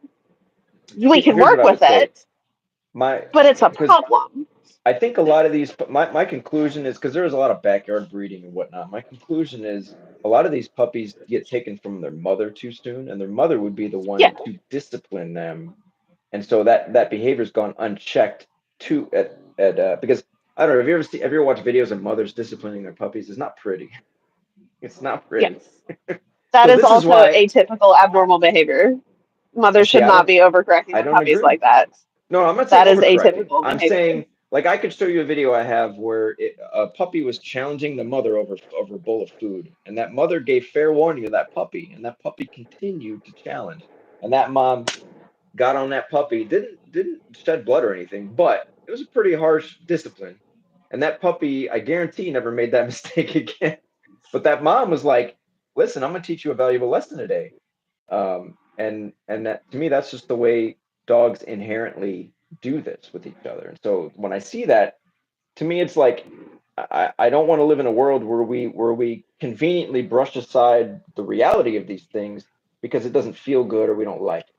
And I want to accept that this is how dogs operate. This is how Mother Nature operates. And how do we work with that in a non-abusive way, in a non Hmm. imposing or threatening way, but we do this the right way, you know. So like when I see videos of that where mothers disciplining their puppies, like to me, what I saw someone left a comment the other day. They said, I can't remember what it was, but I'll put it this way. Like, you have ever met people that you could tell them all day long, hey, if you do that, like it's not going to end well for you, and they don't listen, they just have to learn the hard way. Like they just have to learn the hard way. They need that hard lesson. There are people like that. Well, there are dogs like that too, where the turning point for Marty was when he came to stay with me and Goose disciplined him, and she did it so beautifully. And I have a bunch of videos on my channel of that going down. And when he went back home, he was like a different puppy. And that's what he needed. He needed that discipline that he probably didn't get from his mother, to kind of course correct him a little bit, to kind of tame that fierceness he had, so we can So, so there's you like a harsh. know for sure they got that puppy too soon. Oh, I'm in con. Well, no, I don't know. That's my assumption. I don't know. But I've seen more puppy. I have more puppy clients like that, where all I can assume is maybe they were taken from the mother too soon. That's my best guess. I don't know for sure, but I see a lot And more of see it that now. that's asserting your dominance theory onto the puppy and assuming that's where the behavior is coming from. That behavior can come from many different places, right? A Well, puppy that is more aggressive or more conflict seeking, that behavior sure. can be genetic. That behavior can be because like all of the dogs and puppies were very conflict seeking in that litter because it's a temperament issue. That can be their breed, the genetics of the breed. That can be from early life experiences, like maybe they were strays on the side of the road and there was a lot of very negative experiences leading to a really deep seated fear that displays itself in Well, aggression. Like this there's so this many this different dog reasons was why that could be a thing. this dog was not fearful. This was a fierce, confident little puppy who very high energy, very, he just listen. All we can Was he able? speculate all day long of what happened, what didn't happen. All I know is this is the dog that was brought to me, and I have to work Yeah, with that, understanding what I've seen in the natural world, how dogs treat each other, what I've seen having my own dogs, all the hundreds of dogs I've worked with, and I'm telling you, that dog needed to be disciplined. It wasn't a fear thing. Now you can I have it's Marty. just a very You can limited view of where behavior comes from. It's well no, to ignoring me. so much else that goes into it. Well, no, what it ignores to me is the fluff everybody puts onto just the very simple, natural way dogs treat each other and operate within. There's just treating, like if I put a group of dogs in a room and let things play out. Mhm. I'm like a scientist. I want to observe what it is they do, the subtle communications they give. How do they Yeah, those social interactions take place? I'm not going to put science on top of it. I'm not going to put conditioning on top of it. I'm not going to put Pavlov on top of it. Skip none of that. I'm going to just see what the dogs do. yeah, but your from what I understand, your conclusion after watching a bunch of dogs interact like that is that they are creating some kind of social dynamic hierarchy and determining every interaction is determining who's on top of the other. To Yes, me, I see a group of social individuals that's not. having Yeah, that's not just conversations, my. some of which are nice, some of which are Yeah, not this is nice. just my conclusion though. That they don't have to be seeking Right. conflict. They can just be interact. Right. Like if you go into a room with a bunch of people, are you trying to become the most dominant person in the room or are you looking for that dominance hierarchy? Or are Well, you just there to socialize, there's meet always people and chat with them there's and there's interact? always a social hierarchy, whether we accept it or not, whether we are aware of it or not. Like I said, you go to work, that's a dominance hierarchy. Families are a dominance hierarchy. Uh, any kind of But what social. about the bar? Like you go to the bar, you go to a Well, party. there's not there's more. Listen, it's not because there's a bunch of people you don't know, but if you don't take Because those going out to a social. bar or a party is a more accurate Well, let me give you an example. comparison to a group of dogs interacting together, Let me give you an unless they're a example. group of dogs that share the same Yeah, well, home. let's use this bar example because this is Family let's use the structure. bar example, like because I like to approach this from, say, the dating world. Like, let's say I go to a bar and you're a woman. Let's say you have two men in front of you, right? One man is more assertive, or one man's more assertive. Mhm. He takes the lead. He's very clear and concise in his communication, and the other guy dithers around. He's very indirect. He's not confident. He's shy. He don't have it. Which guy is the more dominant of the two?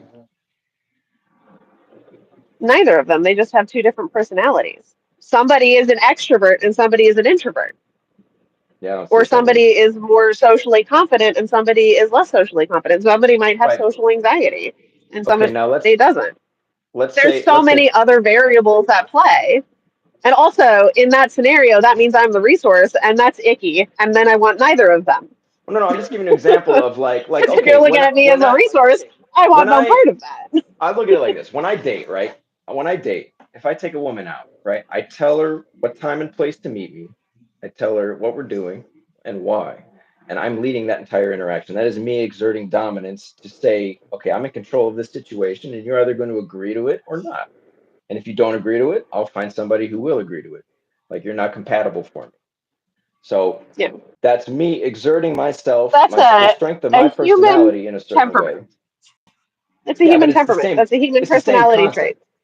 It's the same principle, though. I'm Is it saying though? I'm taking, Because you don't yeah, have to do that to get a date with somebody. You that's the don't have easiest way. to be the one in charge of all the things. Wait, so I should say, I what would do you argue want to it's do? not because I would never date somebody like So I that. should ask a So I would woman. never date who just tells me everything, So I should right? ask a So woman, you're hey, what do you want to do? What do you like to do? What do you? No, that doesn't get you anywhere. Most of the women I that I mean, know want to for a be start, they want to be told, like, give me the plan. What's the plan? They want a man with a plan. Well, there's a reason they like a man with a plan. yeah. It's because that man has a direction. He takes the lead. He is able to take control and take initiative in situations, and sort of she can sit back and relax and not have to worry about nothing. So in your social circle, in the people that you interact with and the people that you get along with, that is the dynamic. That is the Yes. dynamic that people want, that people are interested in. Yeah. I make That the is not the decisions. Yeah. dynamic of every group of people. But that's not the social dynamic that everybody Well, okay. wants. You would So agree, like even in like my group of friends, my social circle, none of us would like that. None of us would be interested in dating somebody like that. And the people that I've dated, they have not been interested in being like that. It's more of an even footing give and take situation. Like every we can make a decision together. Sometimes you decide, sometimes I decide. Because sometimes it is nice to just let people decide, but yeah. sometimes you tell me what we're doing and I say, no, I'm not interested in doing that. Right? Like, but that doesn't mean we're not necessarily compatible.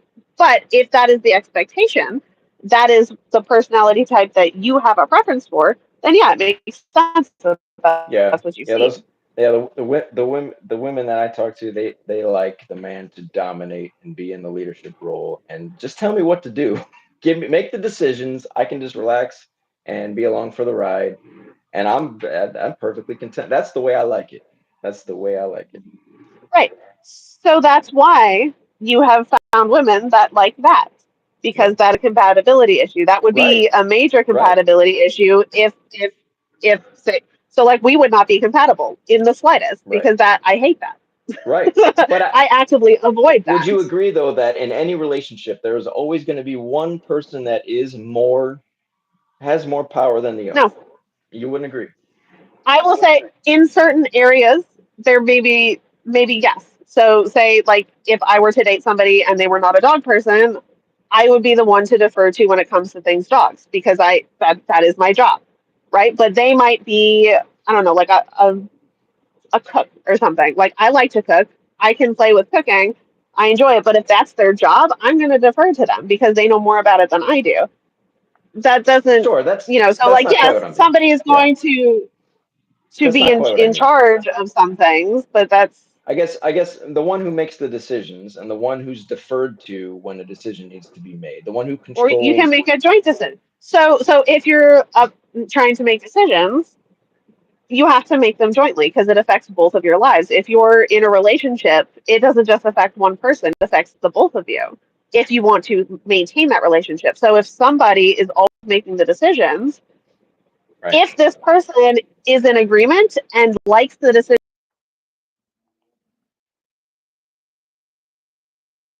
right, fine. sure. You all are so in line. One person made this person likes those choices and on their own anyway.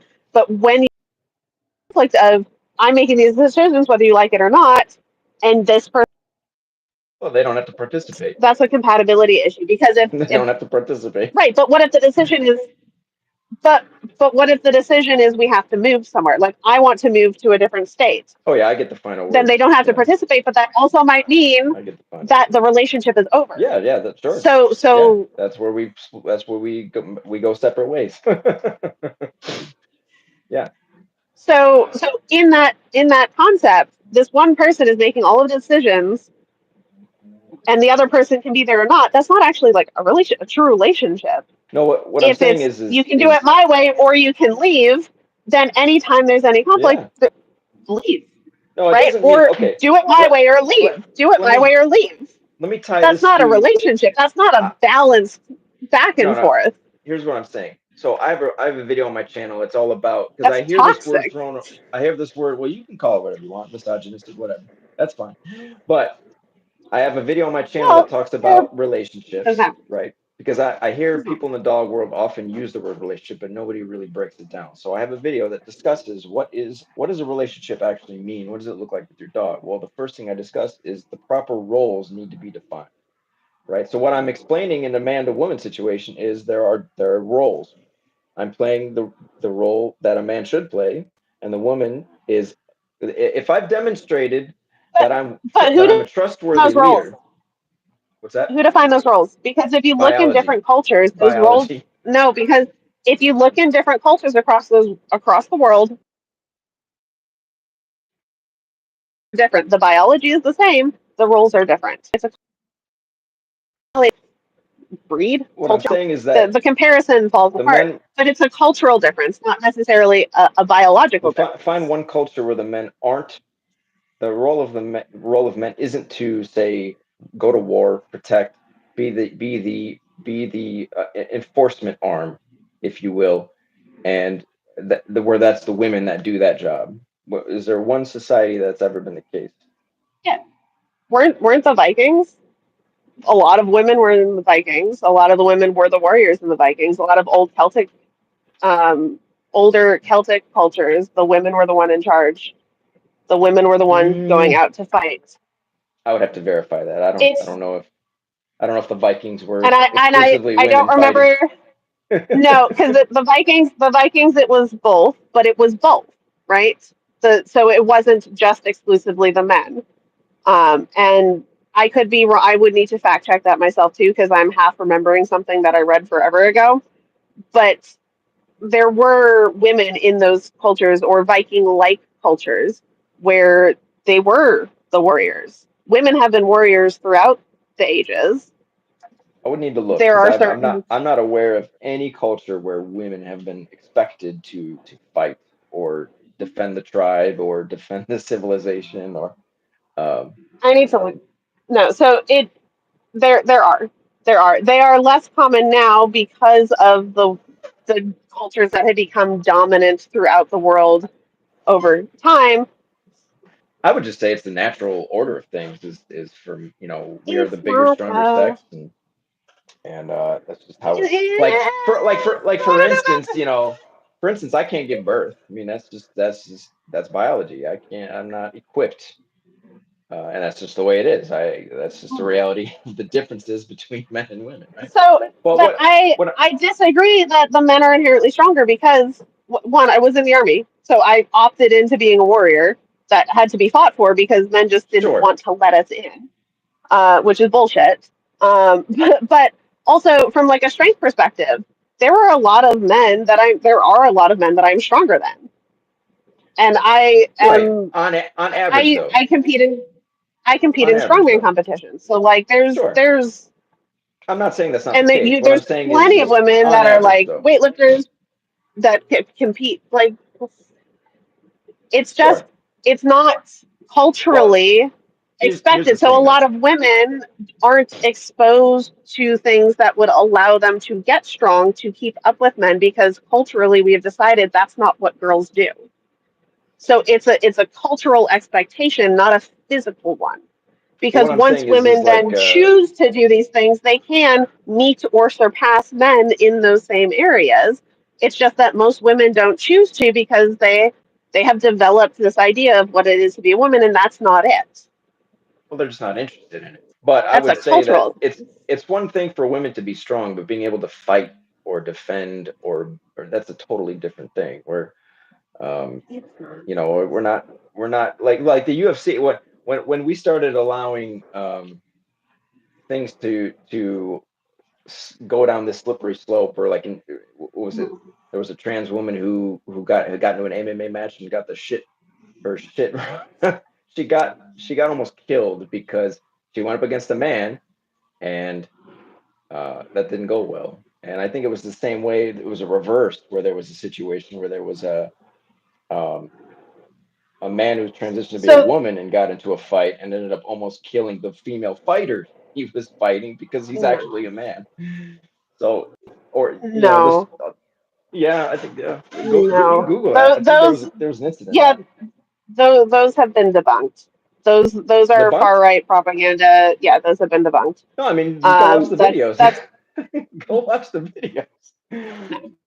Or Leah Thomas, how many medals did she win? Where she was like 400th in the men's and she ended up dominating the swimming. Okay, but what about Michael Phelps? He is abnormally good at his stuff because of his biology. Sure, That's a similar sort of thing. sure, Some that there's a range of what you're physically capable of based on your genetics. sure. Your gender doesn't have to play a role in that. Your genetics and your family history and like where you're coming from plays a bigger role in that than your gender.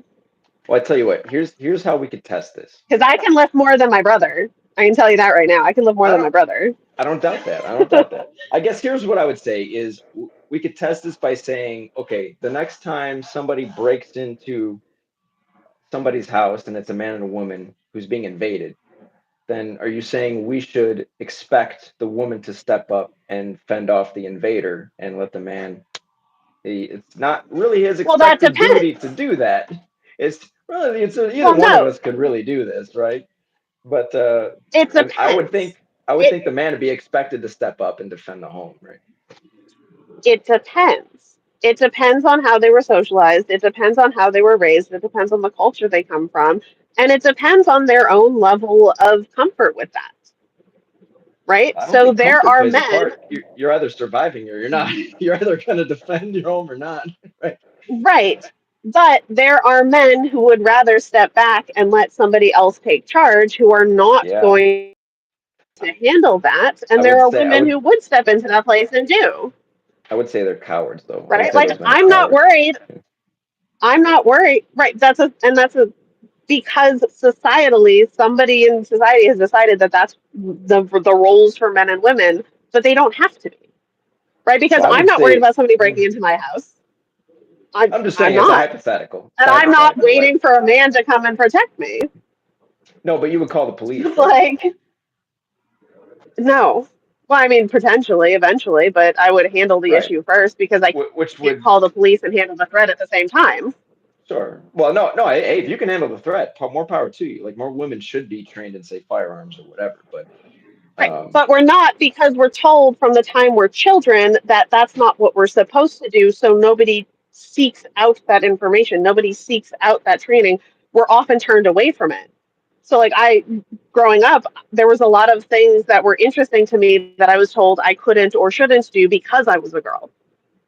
But there are things that would have, you know, because they were the manly things to do, or the boys did that, not girls. yeah. Like some When I people I don't care and do it anyway, and other sure, people are like they like, oh, yeah. well, I guess that's just not my job, and then they grow up to not be capable of doing those things, not because they're not necessarily physically capable of doing it, but because they just never learned how to do it because they assume because of what they were told when they were younger by adults that that's not what they're supposed to do.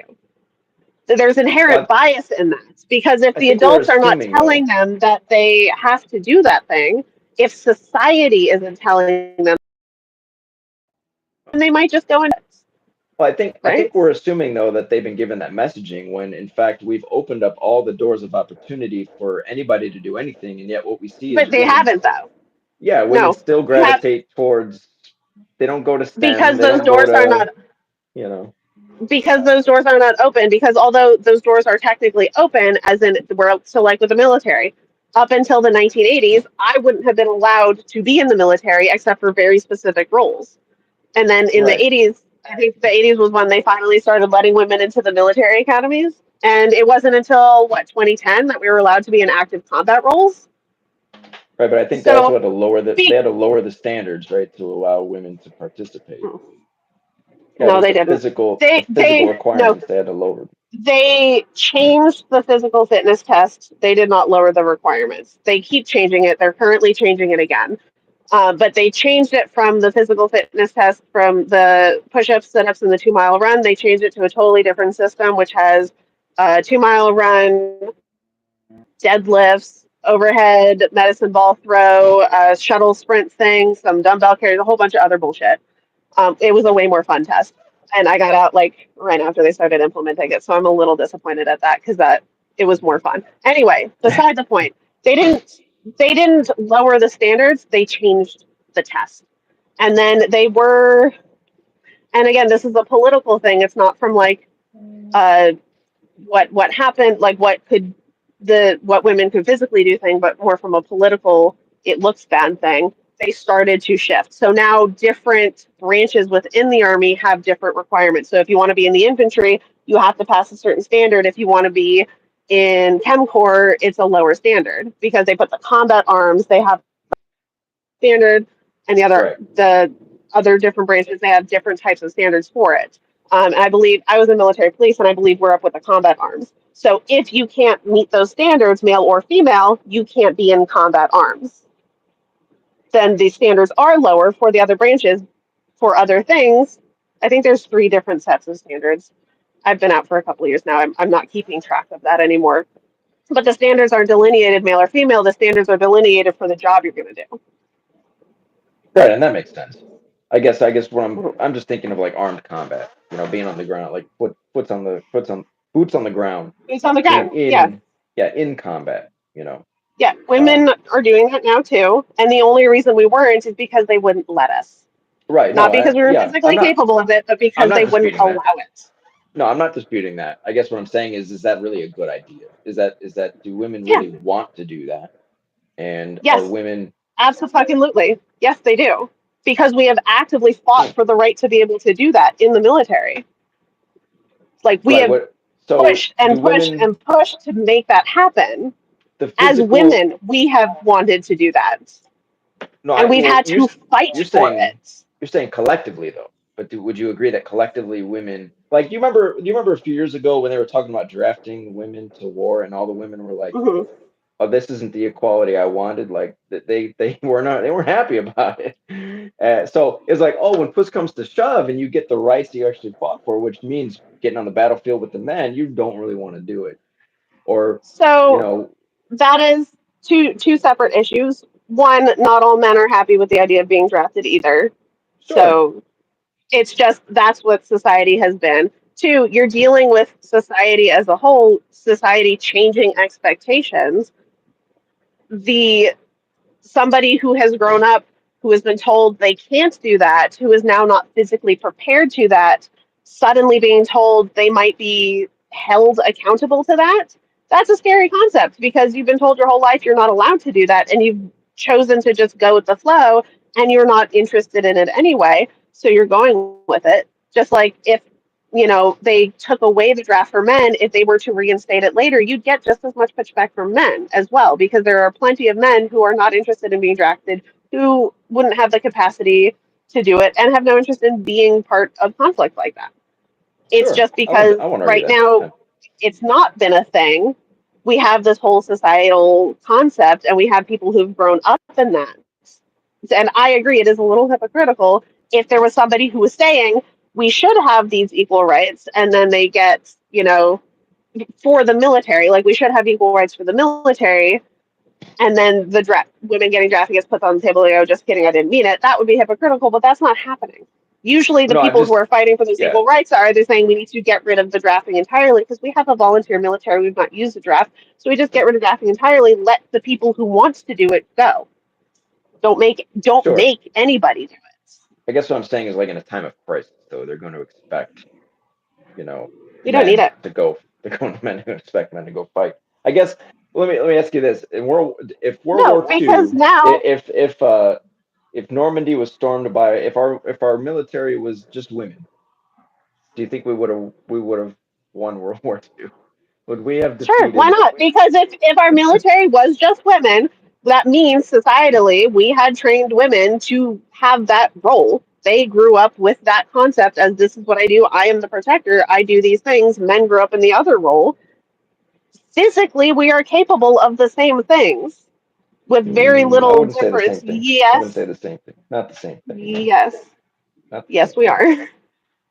The Um, exact same thing. Like if you were to pit any man and any woman together for say a physical test, you're saying that they would be always be equal.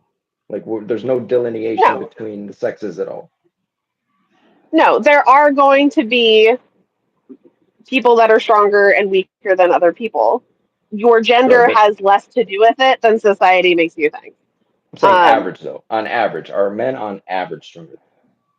yes, because on average, Okay, men are the ones who are encouraged societally to do things like sports and weightlifting and go to the gym. So I go to the gym. I usually one of the only women there. There's like a handful of others, but it's mostly men because societally that's what's expected. Women go to Pilates, right? We don't go to the weightlifting room. We go to Pilates. well, I would argue So even if you yeah, no weightlift shit. as a On average, as a right now, we're gonna I look would argue. different because we're doing different things with our bodies. Because society is telling us these are girl sports and these are boy sports. Well, let me give an example because I train martial arts, right? And there are women that Mhm. train with us, and I mean, we intermingle men and women, like when Yeah. we spar or when we roll, and and on it's very common. Like we have to tone it down for the girls, otherwise we would really hurt them. So So I would it's we delineate it not by gender but by weight class, right? So in many martial arts, depending on which ones you're doing, but definitely in like the weightlifting world, you're going. They do still structure it male and female because that's just what we do as a society. But there are some strength competitions that are not gendered, right? It's just weight class. So how much do you weigh? Because somebody who's 200 pounds is going to be stronger than somebody who's 100 pounds. sure. Like physically, the amount of strength you would need to build as somebody who was 100 pounds and like I don't know, 5 foot something, 5 foot nothing, and somebody who's like 7 foot tall and like 300 pounds, you're not going to bridge that gap because Right, but that there's like that's a physics it's issue not more just than a weight though. gender issue. Right? It's not just weight. We're talking about bone structure. We're talking about testosterone levels. We're talking about the natural drive. Testosterone That, might play a, testosterone might play a small role, but the in those weight classes, if you separate them by weight and you have roughly the same size of people competing against each other, and assuming that they have the same desire to be there, it will be an even match. It will be a relatively even playing field. well, do we have proof of this? Like, can we point to an example that this has There's happened? some strength competitions. I want to say some weightlifting. Maybe it was, but also like roller derby. I played roller derby for a while. There's no gender.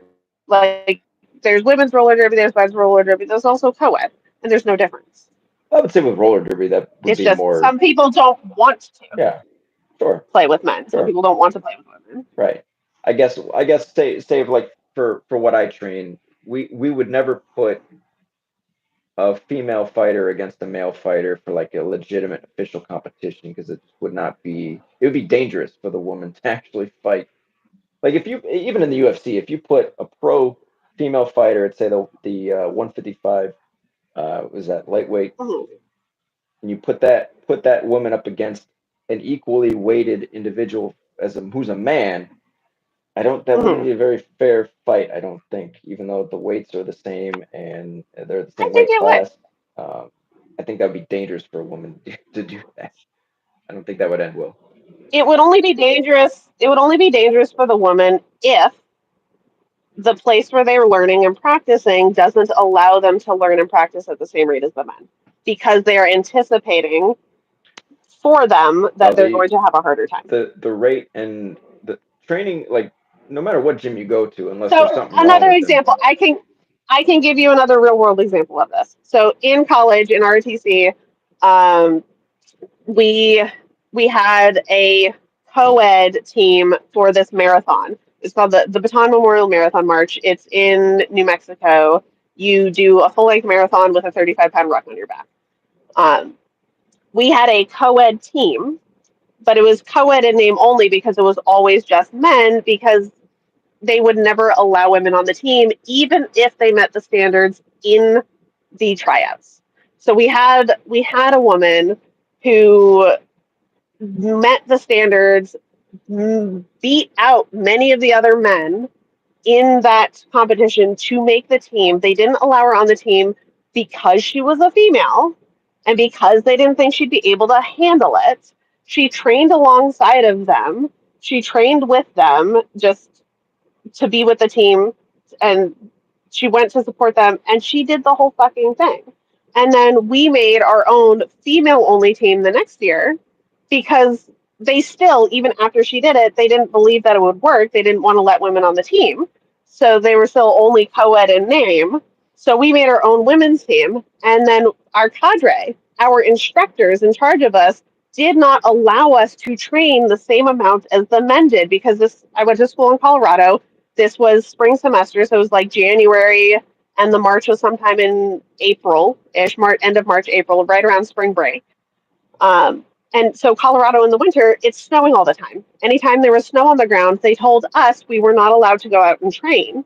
We were not allowed to go out and do our rucks. We missed a lot of our like 17 to 20-mile rucks that we were going to do to prepare for this, but they let the men's team do it because the men's team had proven that they could do it, because the men's team won consistently. They came in first in the ROTC division every year. So they let the Right. men continue training. Then we went anyway. In the ROTC division at the competition, they had men and co-ed. They did not have all women. So they put us in with the men. We came in 11th place overall, out of like 40 or 50, after not training half as much as our men's team. Yeah, no, I So would say we didn't get that's an nearly as issue much if ability to do stuff. yeah, We did it anyway, and we held our fucking own. Like 11th is sure. not half bad considering we trained half as much as every other team, or at least as our men's team. Yeah, no, I would say if there's a restriction there, then that is one thing. I guess what I'm saying, like just But the in restriction not in wasn't the there. The restriction was from our cadre because they didn't think, even though we'd shown that we yeah, could do it, but one, by joining the military, two, by doing the training, and three, by the person who had done it the year before successfully completing it, they still didn't believe that we would finish the march. They did not believe that we would finish the marathon. They told us to our face that they thought they were going to have to, that we were going to not complete the whole thing because we were going to get injured or hurt or something or give up. sure. And No, then all of a that sudden, would when we that did it I and we don't did well, they changed their tune. yeah, no, I That's don't a disagree societal issue. I don't And disagree that's that that's the its own same thing issue. that What you see in the martial arts. That's the same thing you see with no, all no, of no, the other sports. that's not the Yes, same thing though. because Because we're what I'm not saying is being allowed like to prove it. that's not true though. Because We like my have gym, right? barriers in place That's not true. actively preventing us from doing it. No, what I'm saying, like you go to my gym, Because we right? were And this is allowed to true. do we were allowed to do the training, right? We were allowed to do it. They just limited what we could do. Right, and that's what I disagree So with. and Is that might have been true? That might have been true in the military, but like you go to any martial arts gym, and as far as I'm aware, unless they're a shitty gym, they're gonna let anybody attend the class as much as they want. Like my gym, the men and the women, you can train 7 days a week. If you're a man or a woman, doesn't matter. You just go clock in or go sign in. You participate in class. So mhm. there shouldn't be any restrictions in that regard, right? We don't have those restrictions at our gym. Like we don't discriminate against Right. women. You You train can just as hard go, as the men if but you want. when you're choosing sparring partners, do the men always pick other men? Well, there's You more can't men get on good average, enough. right? Well, no, if there's a difference. If we have like sparring, right? Because if we have a sparring, if there's a part of class that's just sparring, then you're going to trade partners, and you may end up sparring with a couple girls. But if you're training for like a legitimate competition, the coach is going to put you with the best the gym has to offer and spar with them, and that's usually not a woman. Mhm. That's usually another pro individual who's at But the how gym. did the best become the best? But how did the best become the best if the the people who are looking for it are always paired with men? What happens if you get a woman who wants to be professional? Well, no, they can still train to be professional. They just like if they go fight in a competition, they're going to face another woman. So that woman would be paired with another woman as far as the sparring goes because it's an equal match, right? And the women can go as Mhm. hard as they want with each other. Like you can't put a woman and a man together and say, "All right, spar as hard as you want." The man's going to hurt. Like we're going to hurt somebody. It would be a liability thing at that point. So that's why we like if I spar with a Is there girl a at my size gym, difference? usually because the men are usually bigger than the women. Right. Yeah, So if but there's also a strength that difference. because of the size difference, No, I would say if even you an if equally sized man, if you put them with one of the more equally sized women, we still like I can't if I was sparring with a woman who was the same size, I can't punch her as hard as I can because I'm going to hurt her. 'Cause I'm just stronger than she is, you know. And so it would be irresponsible, I think, to do that where we would let the women pair up because they can spar and it's equally yoked, and then you can put the men together who they can spar harder and it's not gonna you're not gonna risk injury. You know, well, I mean you still do risk injury, but it's a lot less likely. You know, but yeah, those women can we're still just train and compete as much as they want. Nobody's restricting them at all from doing that. They can participate as much as they like. we're just gonna have to agree to disagree on this one because I know women that are stronger than men, and I No, know like right. I'm just saying on average. average, On yeah, average, you're not going to see it because of the way society has right? because But I of would what say let's say if we had every man and every it's woman the work out, societal expectation. if every man and every woman pushed themselves to the max physically, we would still have men would just still be stronger than women. Just we're biologically made to be stronger than women. That's just how it is, you know. That this to me is like the dominance thing, where to me this is just how dogs are, and it's we Yeah. can either accept truth and accept reality, But the whole point I was going down that road was talking about roles, right? Mhm. Where if I Mhm. play the right role in the relationship with my dog, then I eliminate problems because the power dynamics are aligned correctly, where I hold all the power. I'm a good, fair leader for my dog, but my dog understands that I control everything. Therefore, there is no conflict. You know what I'm saying? So that's where the roles to me become important. And I apply that to my Mhm. personal relationship. Like, so if I take a woman out, I'm playing a certain role. If I have a child, I'm playing a certain role. You know, I'm a father or an uncle or but in Mhm. any situation, I take the leadership role just because that's what I'm meant to do, right? That's what your personality is like.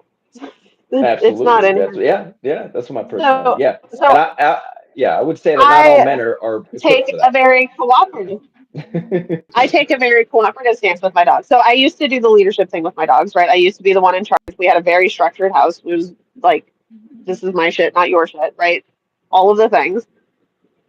And then I started being more cooperative with my dogs. Like, it's not being cooperative doesn't mean it's a free for all. There's still boundaries in place, right? Like, you don't Right, have but to be in charge of you somebody es- to know you establish that the boundaries, biting. right? Yeah, you establish the boundaries, right? Yes and no. So yes, in the sense of I establish the boundaries for myself, like don't put your teeth on me, or if I'm sitting here, unless I invite you up, you also cannot sit and share the same space as me because sometimes I would like Right, some personal space myself, right? Or right, this is my food, not your food. I'm eating it. Your food's over there. right. But also, I will respect their boundaries. So if Sure. you know Yeah, sure. if Definitely. if my dog has something of high value, if I have no reason to take it, I'm just not going to take it, right? Like I'm not going to start a Yeah, fight over nothing. right, If my dog growls at me because like my 11-year-old, he's old, he's grumpy, he's got arthritis, he hurts. If I sit down next to him sometimes at night, or if like I roll over at night and I bump into him, he growls at me. I don't mind that because right. it's it's because he's saying, ah, that fucking hurts. It's pain, right? So I Yeah, it just doesn't feel I good. just tell him like, hey, don't fucking yell at me. I didn't mean to. Like I bullshit with my Right. dogs like that. But it's not a dominance thing. It's not a control thing. It's a that's his boundary. So if he's sleeping, I do my best to stay out of his space. I give him the space and I make sure the other dogs don't bother him because that's a boundary that he has. Like he has set it with Sure. sometimes he'll growl, sometimes he'll just get up and move.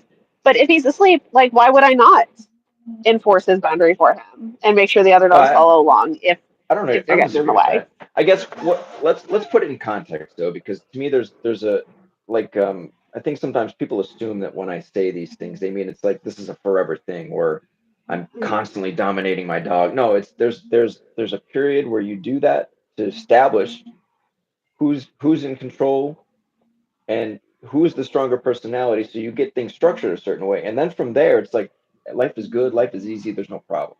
Like me and Goose, we got a great thing going here where it's all positive all the time because those things have already been done and we don't there's no conflict, we don't ever have an issue. And I don't know if Right. you've seen any of my videos. Like I take her off leash every like I don't even have a collar on her when I take her out. She has no leash, no collar. She just follows me around everywhere. I can snap my finger, get her to pay attention to me, or if there's a dog near, I can she don't bother anybody. So that to Right. me is how it should be. Is you establish everything the way it should be first. You work through any issues that are there if you have to, and then everything from there on for the rest of your life is just it's icing on the cake. Life is good. Life is easy. It should be fun, enjoyable, pleasurable, no problem. So there's just like a period of time where if I have a dog who has issues and we need to work through these things so I can establish a new order for that dog, then you reach a point where these things are no longer necessary and you can just move forward and everybody understands where they fit in. Achieve You can achieve the same end goal without the conflict. I don't think but You can achieve the same end goal without the conflict. permanently Yes. in all contexts. I have a dog that will I have a dog that will murder other dogs. I have a dog that's human aggressive. I have the one that was barking and causing a ruckus. He was on the euthanasia list. I pulled him from that so he wouldn't be euthanized because he's just got typical bully over arousal bullshit. And I have 4 labs in training for service work. And my old man hound who's grumpy as hell. We coexist peacefully. We coexist better now that I've ditched the dominance theory bullshit than before. A lot of the behavior problems we had stemmed from that dominance theory mindset. Now that I I've would gotten rid of say it, we are actually coexisting better I than we would did say before because I'm not seeking conflict with my dogs on a regular basis. I'm not no, no, looking no. for those moments of frustration. I'm taking their behavior as information as opposed to a power struggle, right? So if my dog does something I don't like, instead of seeing it as they're trying to dominate me or they're trying to do something I don't like or take power back, I see it as behavior. And then I see, I like, why is the behavior happening? What can I do to prevent this behavior from happening again? Like, how do I resolve this problem? Not this dog is trying to dominate me. No, I'm saying It's you more of a reach a point conversation. you reach a point with all the dogs where there's no more. You don't have to manage them anymore. No management for no dog.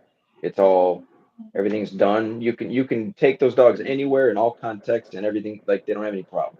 That's what I'm saying. Like you should be able to reach a So, point where you could take a dog anywhere. Any dog that had an issue, take that dog anywhere, and those issues are just gone, right? And that's where I don't see your way of doing it really being permanent in all contexts because to me it's not grounded in the reality of what it is. Like to me it is a power struggle. Like but if it's true. if I if I bring a dog in and like I said So, the growling over the food, that to me I got to engage in a power struggle because how else am I going to communicate to that dog that that's mine, right? so I have an example. The dog that got me into training, his name was Havoc. The joke is that we jinxed him by calling him Havoc on the way home from the shelter. 4 month old puppy, extreme resource guarding, extreme fear. So like cowering, wouldn't walk near cars. He was found on the side of the road, but also when pushed, would use his teeth to let you know that he was afraid of something and he wasn't going to put up with it. Severe resource guarding, food, space, toys, you name it. If he thought it was his, he would let you know. He would try to let you know with his teeth, starting at 4 months old. Abnormal behavior. definitely outside the realm of typical. He was a German Shepherd Husky mix. We did an embark. He's like 9 things. German Shepherd Husky is like the majority. Um, we did all of the training. We, uh, all of the. He was never allowed to be on the couch. He was never allowed to be in the bed. He had to be on his place if we were loose in the house to set this dominance hierarchy. Because anytime we gave him more freedom, he would test it, right? So if he wasn't on his place, or if I'd let him on the couch, he would then growl at me again, or he would research Right. guard, or something would come up. So we'd keep putting him back, and we go back to the structure until he understood his place in the dominance hierarchy. And then we'd get to a place where it was reasonable, and we could handle it well, and then we'd move because me and my ex were in the military. So we'd move. We moved 13 times in 10 years. It was absurd. It was too much moving. So anytime we'd get settled, we'd move, and then we'd have to start over again at the new place. And then I found a balance trainer who still uses aversives, but thinks about dogs in a different way, who doesn't believe in that dominance hierarchy, who is like showed me the concept of we don't have to be in constant conflict with our dogs to be able to achieve good results. We don't have to always be in a fight with them. In fact, if we look at any points of conflict and figure out what we can do to prevent there being conflict, not by being the winner of the conflict, but by preventing the need for conflict to be there in the first place, or teaching the dog that they can have a different response in that setting, right? So, like, if my dog has food, and I go over to them, I drop food by them. So that me coming over to food isn't an immediate source of conflict. It becomes a better thing over time where I can go near them and they're not anticipating me taking their food or having conflict. And we can go from there until it's gone. That's just an example.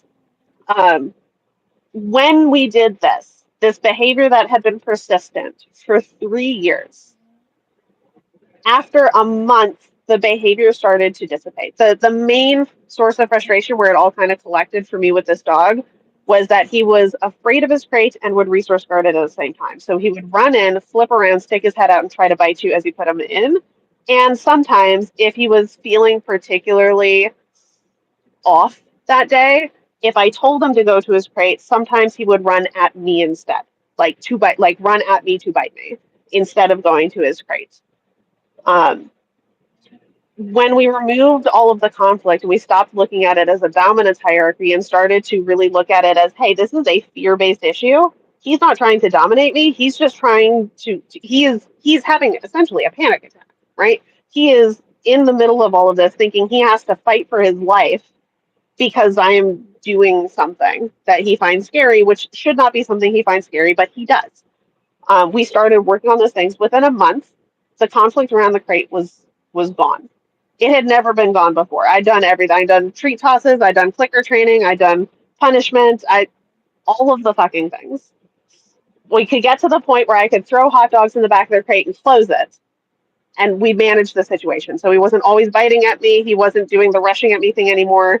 But if I didn't have food to throw into the back of it, it would be right back there again because it was just management. Because none of the training exercises had worked. But when I stopped seeking this conflict and started letting him do more stuff, and that the trainer that I learned this from even recommended getting rid of the crate entirely for a while, which was just not something we could do in our house. So it might have even resolved faster if we could have done that. Um, but it resolved within a month, and then it stuck. And it stuck to the point, to the degree that, so this was, I went to a seminar in January. So by like end of February, early March, we had resolved this issue, right? We were not having any conflict. He could go in and out. I didn't have to throw hot dogs anymore. It was resolved. We moved the next January. And at that point, my other two dogs had started getting into a fight. So my pit bull and my German Shepherd had my German Shepherd finally turned a year old, and their conflict hit a boiling point. I was so focused on managing them and making sure they didn't end up putting holes in each other. It didn't occur to me that I should be worried about what Havoc was doing until we'd been in the new house for 2 weeks, and I realized he hadn't had any of those behaviors show up again. Those behaviors that had been so consistent for 3 years, anytime we moved to a new space, They would pop up no matter what I did. And I had to be on top of his man. I wasn't even thinking about him. He was not on my management radar because I was so focused on this other major problem. No, and that's So great. I would Do say you that's have resolved. any? No, sure, and that's great. I guess so. There's two things. One, do you have any long form videos where you can show like the process of, okay, this is where we I started. do have I do have a video on my YouTube channel. I think it's on my YouTube channel. And I posted it on my TikTok. It's not pinned though, so you'd have to scroll forever to find it. But I do have a video of Havoc's progression. Like I have a video from when he was a puppy screaming at me from the crate. I have a video when he was older. I have a video when he had to be muzzled 24/7 because he was unpredictably dangerous. And then I have a video of some of the process. That specific trainer is very litigious and does not allow you to post a lot of their stuff online. So I couldn't post much of what I did in the process, but I showed what I'm allowed to, and I shared some of what it looked like in those messy in betweens, and then I shared the ending, and then I shared Okay, 5 years later. cool. So I do have Yeah, that, because that's and that's I'm the one thing. building that with Irwin, and I'm building that with Irwin Okay, right now. So if you yeah, because look at I Irwin would and you love look to. at the stuff on my Yeah, page, okay, I have I on TikTok, I don't have enough followers to have playlists, but if you go to collections and you click on the little saved icon on my thing, you go to collections, I have a public collection of all the stuff that I've been doing with Irwin. As much I've been videoing as much as I can and posting as much as I can, so you can see what he looks like when he got to me. I couldn't touch him the first 48 hours he lived with me. I couldn't touch him. He would not let me get him out of his kennel. He would not let me. I even just sitting near his kennel. He was not cool with that. Um, all the way up to where we're at now, where like he snuggles and cuddles, and he's like the sweetest fucking dog. He's just doesn't. He wants to be friendly, but he had so many adverse experiences in the shelter for 5 years. He doesn't know how to anymore. So now he's learning how to again. It's not a dominance thing. It's a well, no, shitty that's life not dominance experience with every. It's not sometimes. dominance with every dog. No, that's. I think sometimes Mhm. people misunderstand me. It's not all. But he is a dog that you would describe as dominant because some of his behavior problems, some of the stuff that pops up, some of where, so kind of like I mentioned earlier on this, he has this fear aggression response, but he also has a dominance thing. So like we've gotten to the point where he's not fear aggressive to a lot of people anymore. There's a couple of people that are I call his almost friends because they're not friends enough that I'm willing to hand the leash over yet. But they're almost friends. He gets excited to see them. They can give him treats. They can interact with him without touching him. They can be really close to him. But every once in a while, he will jump up, bark, and lunge and snap at them, being pushy, being dominant over Right. food or over attention. Because he's like, well, I'm here. We're not doing anything. Nobody's paying attention. Pay attention to me. Right? So you would label him as a dominant dog. That's not where his Not issues lie, though. not There's necessarily. so Not many other necessarily. things going on. I would have to see it because not it can get a little Mhm. complicated sometimes. Like not all pushy dogs are dominant. Not all aggressive dogs are dominant. Not all. I mean, there's a certain Mhm. set of traits that I look for, a certain Oh, mentality that I need to see in the dog for me to determine this is a dominant dog, he would right? Like definitely fall my into that category because he is much more pushy with people that submit to him. So if yeah, I walked in, I didn't let him push me around, but I also didn't do anything stupid by like pushing myself onto him. Um, I didn't pick a fight. I just didn't back down from the fight, right? So if he's yeah yelling at me, I didn't leave until he stopped yelling. Anyway, I tried to not make him yell at me, though, was the point of what I was doing. But for people who are not confident with their handling, for people who are not confident being around dogs like that, even if the dog isn't actively being aggressive, if they know the dog is aggressive, some people are just, yeah, they have that vibe about them. Like, I'm afraid of this dog because I right, know what he's capable and of. that'll He suck the behaves dog up. very differently. Yeah, He behaves very differently. right. And he is less likely to be able to, for me to hand the leash off to somebody like that than somebody who has more confidence around dogs like that. Which, at least from when I was in the dominance theory world, I would have called him a dominant dog. I would have labeled him as a dominant dog back in the day when I did that. Yes, That's not where his values are coming from. to me it's a little more complicated than that. Like I'm not so quick, you know, because they're different categories. Like if I look at a dominance hierarchy, right? There that pecking order is established from that range of personalities we see. Each one of those personalities fits in somewhere. So you may have Mhm. a dog that's a little pushy, that has some aggression issues, but really doesn't is not very high up on that scale. And some of that can be coming from an insecure place or from poor communication from the humans. And it's more of a learned Mhm. thing rather than it being naturally like the dog's nature. What I look for, like if I label a dog a dominant dog, like my boy, he's no longer here, but my boy was a dominant, aggressive dog. It's too, he was the type of dog who just wanted to dominate the environment. He wanted to make his presence known, and any dog who came his way that challenged him, it was a fight. Anybody, anytime there was a resource, he wanted to control it. And the day I brought him home, I put two bowls of food down. I already had my girl dog. What goosey goose? He growled at Kaylee. He was basically from that moment he was asserting like, "Hey, this is my food." Well, I had to let him Mhm. know that was not acceptable.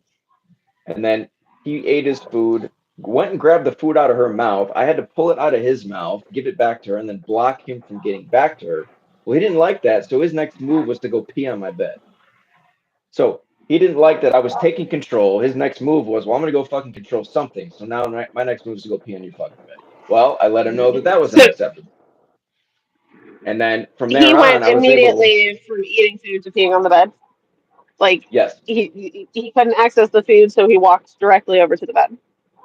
yeah, he stopped engaging with my other dog trying to get the food, and his next course of action was to go in the other room. He jumped on my bed and he started to pee on my bed. He was expressing the fact that he didn't like that I was taking control because he was used to being the one in control, and he was looking for something else to. I got to get control of something, so I'm gonna go. His what his expression of that was, I'm gonna go pee on your fucking bed. Well, no, you're not. So I had to make it clear to him that that was unacceptable. So now, if I had brought that dog home that day and I didn't do any of that, Mhm. that dog would have ruled my house. And that dog had serious So aggression issues that would have he been had even worse had I not gotten that under control from day one. resource guarding issues and a lack of potty training. Now, see, that's that you're again. This is not a resource guarding to me is just a dominance hierarchy playing out, right? He was asserting himself to Right. Kaylee. Now Kaylee was submitting It's to it. She was saying, "I don't want to not challenge you," though. but that's what it is, Resource right? guarding resource guarding is a behavior, and when it surpasses the point of just, It's a behavior. leave me alone. It's a behavior that's an But expression of what though? What is it expressing? A dog growling at another dog over food. What is that an expression of? The dog is saying, "This is my don't challenge me for this food. This is my food, and if you come near me, I'm going to bite you." That right, sounds. It's usually a because very there's a history of other dogs stealing food from them. no, because Mhm. Goose here, like she could have just eaten, right? And I have videos on my channel where she's not starving, and I Mhm. control all the bones and everything. But when I have a new dog come in, and those dogs get close to her or her bones or her area, she will assert herself towards those dogs and say, "This is my shit over here." Yeah, That's not a that's a survival resource guarding thing. issue that you can fix. You No, can I don't make want to that fix stop. it. You There's you can nothing. teach No, her to not do no, no, that. no. That is innate to Yeah. her because, like I said, she's not going to do that to me, and I have no issue with her disciplining another dog because this is how we establish order. So I'm letting her express herself, be the dog she is, which she is a more dominant-minded dog, and let the other dog know this is my stuff. But like I said, I can come in and take that. That's how that hierarchy works. I'm not going to stop her from doing it because to me that's not a behavioral problem. That's an expression of who she is as a dog. That's Right, how we make rules. but you wouldn't stop her from going to steal something from the other dog. No, because I gave that thing to the other. I gave permission to that other. Again, I make the rules. I'm in control. So I gave that other dog something to chew on, and I gave you something to chew on. And when you finish it, you don't have permission to go take it, even though that dog would give it up willingly. I'm saying no. I gave that to the dog. Go back off. She would listen to that. Okay. Yeah. That dog Yeah. has permission, so therefore I control it. Everything is under my authority. That's how that works. Yeah. Or you So could that's just on. teach her to not No, steal other but to dogs. me, you guys are no. That's what I'm saying. She doesn't. She's not going to steal it because I'm gonna tell her not to do it. Just leave it alone. But her asserting herself to another dog, I'm not going to stop that because to me that would be like, as people say, suppressing her nature. I'm going to let her nature play out because she does it in a very fair way, and I'm going to let that other Mhm. dog understand. Like, let's say that dog has a chip on its shoulder and it thinks it's going to come in here and control shit. I need her to assert herself to that dog and say, ain't going to work that way here. Just like you said, like earlier, you make there are boundaries, right? Mhm. You create boundaries. So this is me creating rules, and she is establishing a boundary that I allow her to do. So there has to So, be boundaries. There has to be rules. right. But you don't have to let them have that conflict to create that rule. So in that context, because I have a lot of dogs that don't get along with other dogs, I do a lot of this, right? If I let a new dog in, my dogs would come up with a solution on their own. They would come up with some kind of structure. I do not like the way that they would do that. So you can introduce them more slowly, and then once they're at a place where they're going to be more reasonable, then let them interact with each other. You can avoid a lot of that conflict. Well, no, it is reasonable. It's not conflict though. What it is, because the dog doesn't fight her. She's saying this is mine, and Right. she does it in a She's strong bringing enough way. conflict to them. She's No, no, no. bringing conflict to them. No, because the dog submits to it. Now, sometimes that dog makes the wrong move and gets close to her, Yes. and she disciplines them, right? In a So she's conflict, teaching there is that. a winner and a loser, Yes.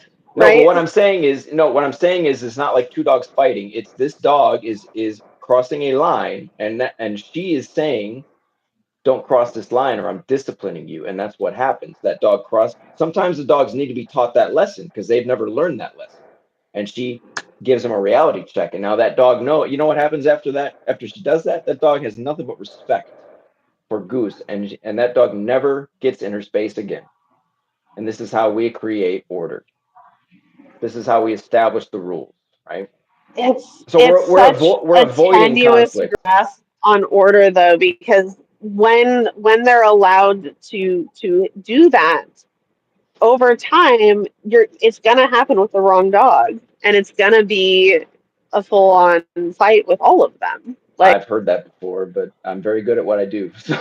So I always hear people say that, but I have yet to have that happen. And I know how to. you have yet I know what you kind of have yet to dog. encounter a dog that won't back down.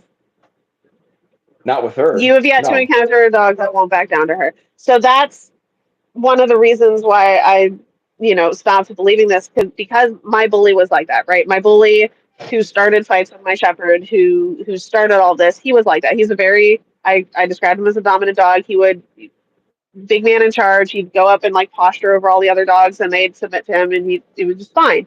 He could be around other yeah, dogs as long as they didn't do anything. I called him the fun right. police, right? Because anytime there was too much going on, he would go and stop it, right? Because he Yeah, had to be in control of everything. that's what the alphas do. Yeah, we're the fun police.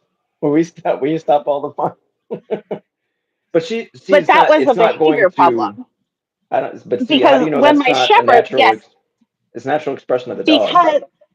because when my shepherd, so I got my shepherd puppy 8 weeks old. I already had this dog. He was like 3 or 4. He was a gas station dog.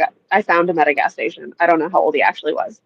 Um, but so he was doing those behaviors to my puppy from like 8 weeks old on, in varying levels. I thought they were playing. They did have some decent interactions, but they had a lot of, they both wanted to be the dominant dog, right? They were both posturing, especially as my shepherd got older. They would both get into those non-conflict conflicts where they would have disagreements over some kind of resource, and they would resolve it until they didn't. I had to go get stitches one time for breaking up a fight. They've all had to get stitches numerous times.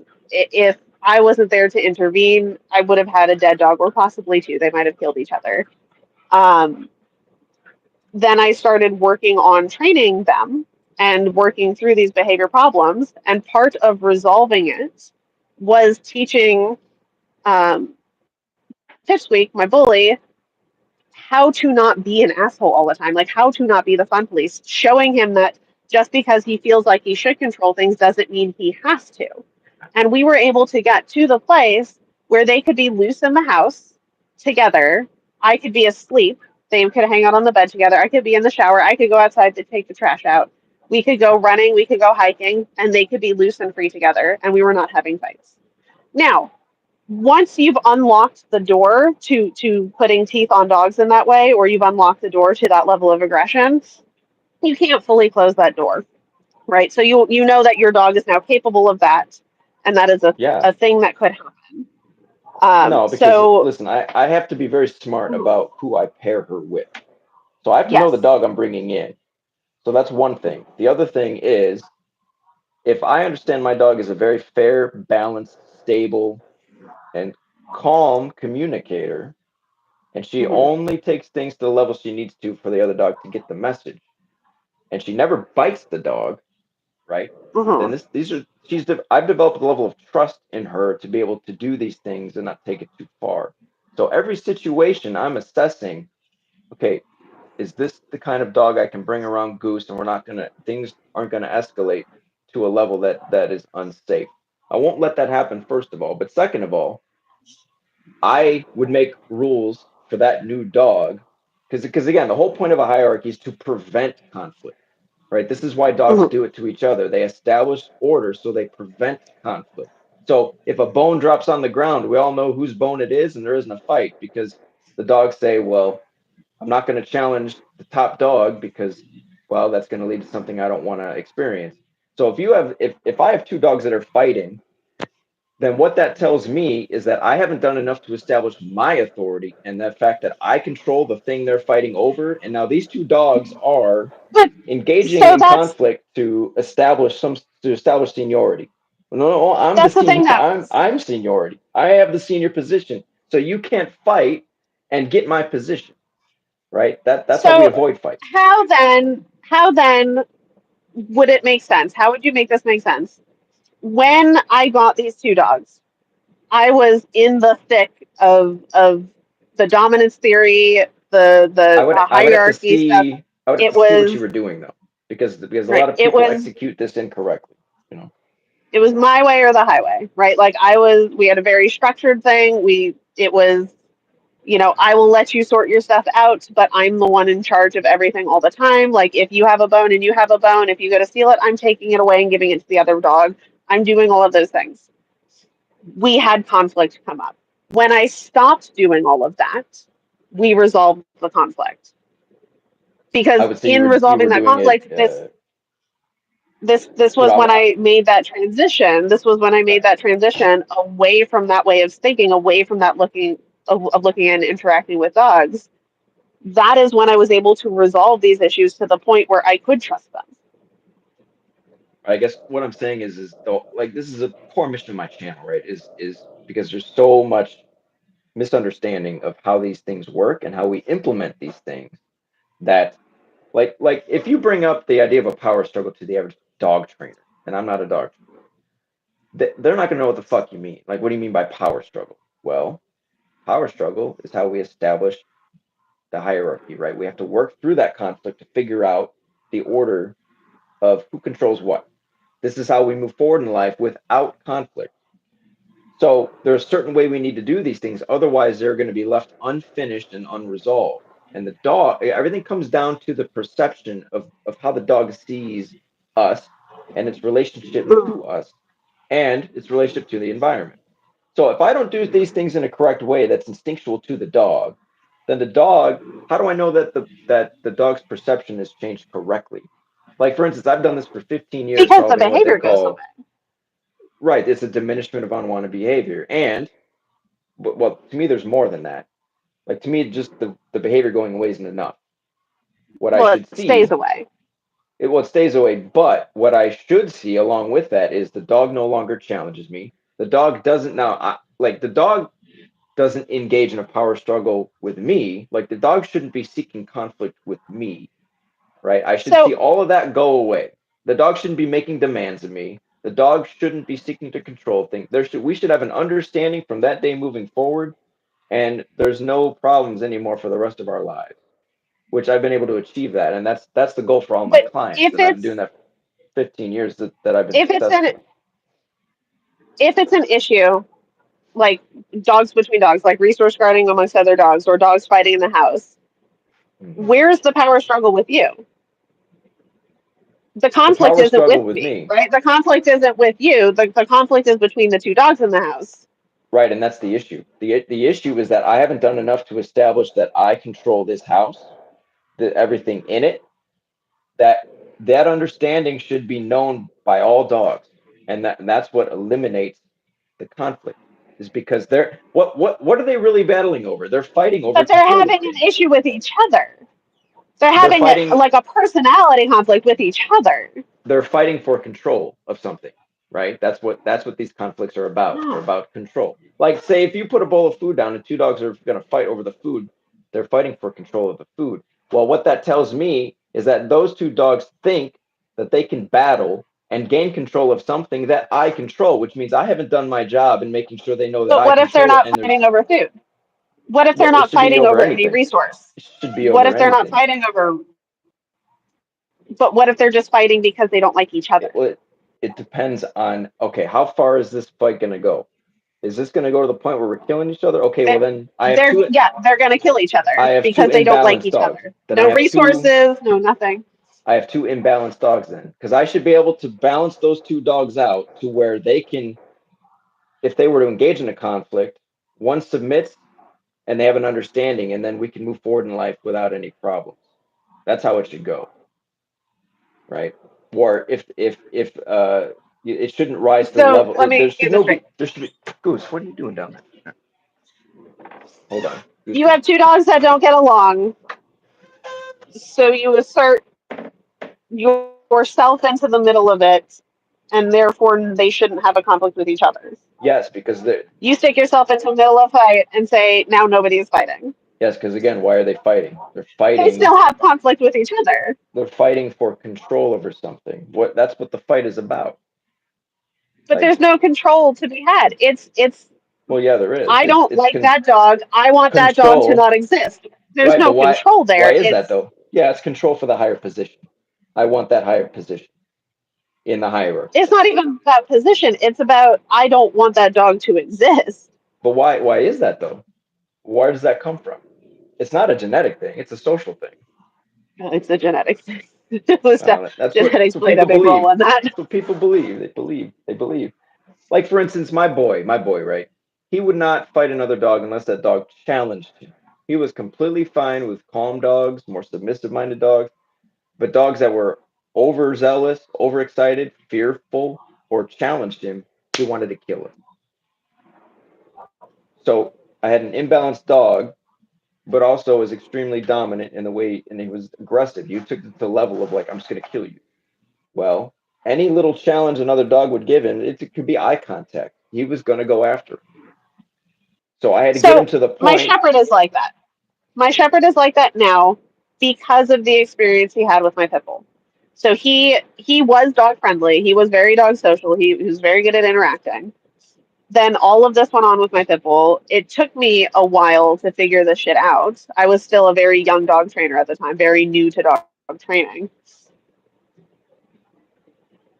He is now he still has that in him, right? So he still if you were to see him interact with another dog, I suspect you would call him dominant because he will see another dog come up. He's not going to start shit, but he will absolutely finish it, right? So he can be around other dogs. He can be like he can meet other dogs, but he's very like he postures. He's not, he looks like he's trying to assert himself, but it's not from a place of it's from a place of wanting to control because he's afraid, right? He wants to control the other dog's behavior because he's afraid that they How might do you know attack it's him as fear? well. How do you know it's fear versus dominance? How do you make that distinction?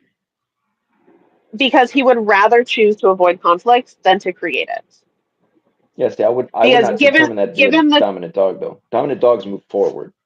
Like so that's a key thing I and he look for will. with. Right, but what I'm saying If is in all contexts, dominant dogs are always asserting themselves, and so the dominant dogs don't retreat; they move forward, and it's just in any circumstance, context. Those are the more so, confident, assertive dogs. you can assert yourself and try to avoid conflict, right? So he could walk into a space and assert himself by standing there and avoiding the dog, right? Like, I want this bone Sure. on the ground. I'm standing here. I am trying to get it, but I'm not looking at you. I'm being avoidant of it. I don't want the conflict, but I want that thing that you have. Well, I would say that's not a dominant dog. That's not a dominant. But it's The dominant dog is fighting going for to go in control there. over a resource. Well, no, the dominant dog is going to get in there and take it. And if another dog challenged, it's going to assert itself to a level. Again, But there's he is levels trying to to it take it. where, yeah, but if you have another, again, if you have a dog who's fearful and avoids things, that's not dominance. That's not the desire to control, right? Because the desire to control means I'm going to come take it. I'm going to assert myself, or I'm going to assert myself to keep Right. you away from my shit, right? So the dominant dogs aren't going to be retreating from anything. They're going to move forward and engage in conflict, right? And they're not But going to you avoid can conflict. move forward and engage in conflict while being avoidant, right? So you're because you're just walking up, standing over the dog, standing over the resource, but not looking at them. Well, sure, yeah, you're still moving forward though. You may not be looking, but Yeah. you're still moving forward towards that thing, right? They may not challenge each other to a level of looking because we know what happens when when it reaches a level of eye contact. That's all we needed to set it off to another level. That's going to escalate, Mhm. but the more dominant dog will still move towards that thing in an attempt to take it, right? They're not going to retreat like that. You know what I mean? Yeah. Like if I have a dog who avoids Yeah. conflict, that's not a dominant dog. They're gonna run away. They're gonna give space. That's how dogs show respect, right? They give space to each other. So the less dominant dog is gonna react to the more dominant dog, give up ground and give up space while that dominant dog comes in and asserts So himself, makes my his presence known. my shepherd will come in. He will make his presence known. He will assert himself, but he does not want the conflict How do you know that? because push comes because push comes to shove. He will leave the situation if he has a way to leave it when something. So it's hard to. It's. I'm trying to think of an example that I can give because he. Because most of the time, it for him it doesn't. If he senses even like the tiniest hint that this dog is gonna um, have conflict with him, it's over. It's game over. Um, and he will, but he's not like running away from dogs, right? Like, he's not actively avoiding dogs. He will go up to them. He will kind of assert himself to them, um, but he's not. He's wanting them to go away. He's wanting them to leave his space because they're making him uncomfortable because of that history that he has from being attacked. So Right. so when in part of the process, if he was restrained and like as we were going through the training process with the two of them, if he was restrained and the other dog, he saw the other dog while being restrained, he had a much more aggressive response than if he was free. Because when he is free, he knows he has the ability to go over and do something about it or to choose to leave if he so chooses. But when he's restrained, the only choice left is to fight the dog because if he can't escape, there's only one option Well, left. it's a fight or So flight. it's Yeah. a very clear fear, fight, or flight response that has continued to get subdued further and further to where, like, now I can restrain him around other dogs and you don't see that big explosion. But the underlying cause of the fights is fear. But he's very possessive, he's very pushy, he's very forward, he's very confident in every other area and with other dogs when he's not restrained. Like when he's so those two things kind of contradict each other because he is able to have this range of different like feelings about it that doesn't fit into the dominance hierarchy thing. Well, I would have to see it to be able to assess it correctly, 'cause I'm just going off a description. But in general, the more dominant dogs tend to they don't avoid things. They move towards things. They don't run away from conflict. They're usually the truly dominant dogs usually don't have to do much. Their presence alone, the other dogs, they just don't challenge them, right? Or if that Yeah. dog I gives use him. if that dog gives very strong eye contact, the more submissive dogs will just look away. They don't want to look, right? So I So, use him for my reactive dog clients when I need a dog that's going to set the reactive dogs off. So like I use my hound dog as an easy starter dog for like, hey, we're at the point where we can start working around other dogs without having reactions. And then I use my shepherd as the dog that's going to really test that because dogs will see him and dogs will have a reaction to him like that because of his presence, because of how he moves through space, because of how he looks at them. well, those dogs may be weaker than him. And You know, meanwhile, again, there's a lot of variability here where it's like it every depends on the dog, no. every dog Saying that we again. come across. I would have to see it to assess it correctly, but Mhm. it looks different dog to dog, circumstance to circumstance, environment to environment. Like I said, I would have to see that dog just loose with other dogs, or just a general like when I meet a new dog, I'm assessing it, I'm reading it, I'm looking at how the people interact with that dog. I'm getting a read on that dog. But then I need moments to be able to reveal that dog's mentality. I need to be able to test the dog, right? So I have a lot of different tests where like I will put a bowl of food down. I just want to see how the dog reacts. Will the dog allow me to, or actually, if I set that bowl of food down, what's that dog's first response? And then if I take it near other dogs, what does it do? What's its response to other dogs? Then I have to take into consideration, well, what is this other dog like? What is the mentality of this other dog? Are there subtle levels of challenge happening here? You have to read the social situation. You have to read the totality of everything, right? Because it's not as simple as like Mhm. some people will say the tails, they'll read the tails wagging and they think that means something. It's like, well, no, you have to read the totality of everything that's happening in Right. order to get a read on the Yeah. dog. There's a lot more complexity to it than just seeing one or two things happen and saying, well, this is rooted in this or rooted in that. I'd have to, I do like a full assessment when I Mhm. when I see a new dog, and Yeah. then I just work from there. And see, But that's where I think we're gonna just keep missing each other because I yeah, agree with all of that. I agree you need a full assessment. I agree you need to do all those things. But then I think it doesn't make sense to me to take that information I get from such an assessment and then say this dog is dominant or this dog is submissive. Because that takes all of that information and it just boils it down to this one little thing that well, no, that's loses all that's sense of no, no, meaning no. because a lot of this stuff is contextual. It's too simplistic. I don't reduce it down to that level of simplicity. What I'm saying is again, let's look at a hierarchy as like a ruler. There's different notches on that ruler. Where does the dog in question fit in on that ruler? Where that dog may be lower, but in comparison to another dog, that other dog may be lower than it. So by comparison, the first dog may look a little more dominant than that other one, but it's really not if you compare it to a truly dominant dog who's all the way up at this end. So it's a whole range. Like we agreed, it's a range of temperaments and personalities. So there's going to be different. There's going to be a variety, but they all fit in somewhere. Like if all dogs were the same personalities, there would be no pecking order, but there is. And so this is how they establish that is the weaker personalities fall to the bottom and the stronger ones go to the top. And so the dog So has to fit in somewhere.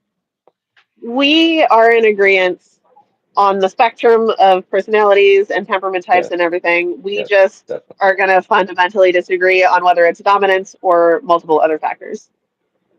Sure. So, Now I can dominance have theory versus breed traits, genetic traits, lived experiences. and the dog's life as a whole.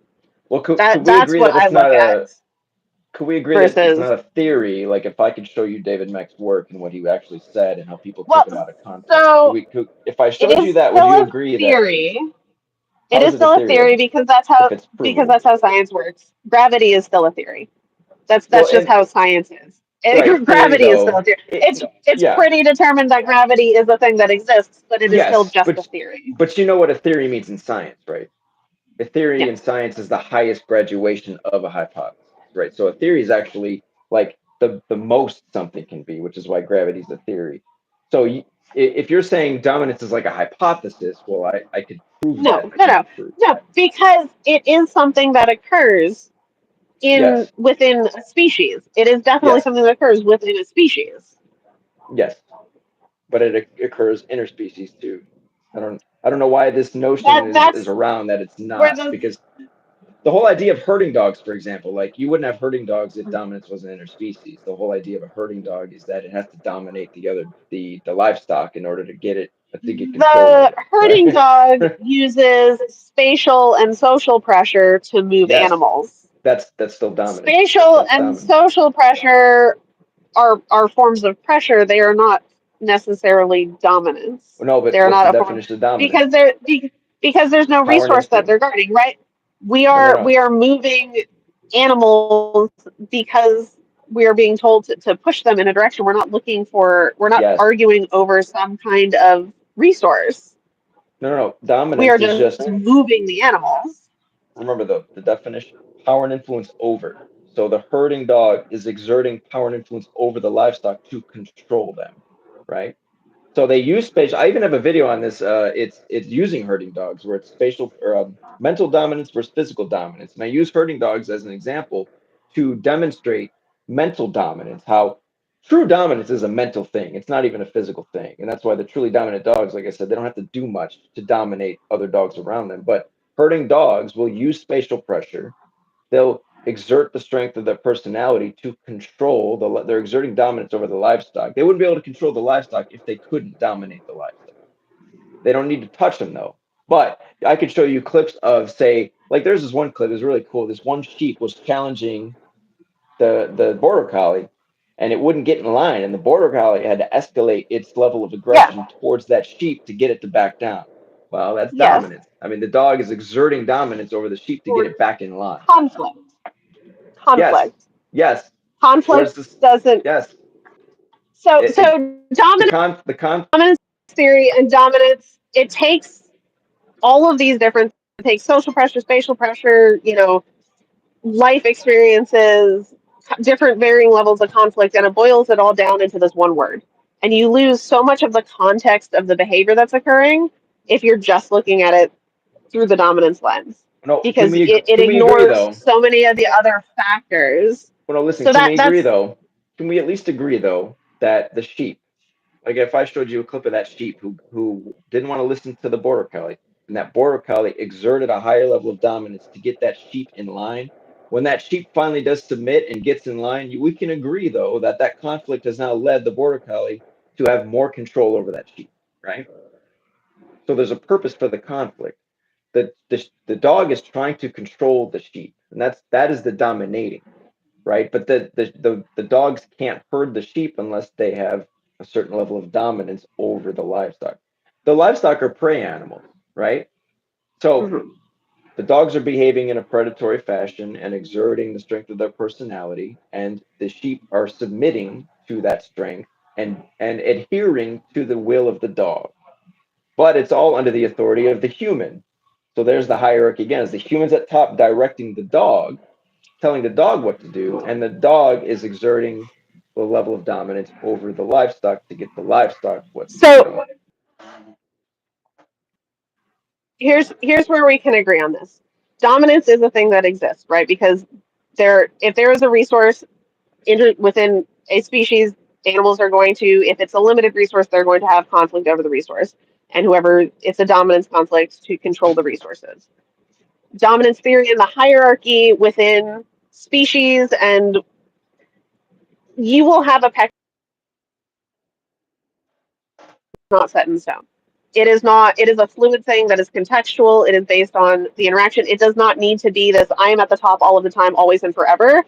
It can vary, it can flow. It's more of a social dynamic than a strict hierarchy. There are times where it is important that you have boundaries in place where everybody within this social dynamic understands what is acceptable behavior and what is not acceptable behavior.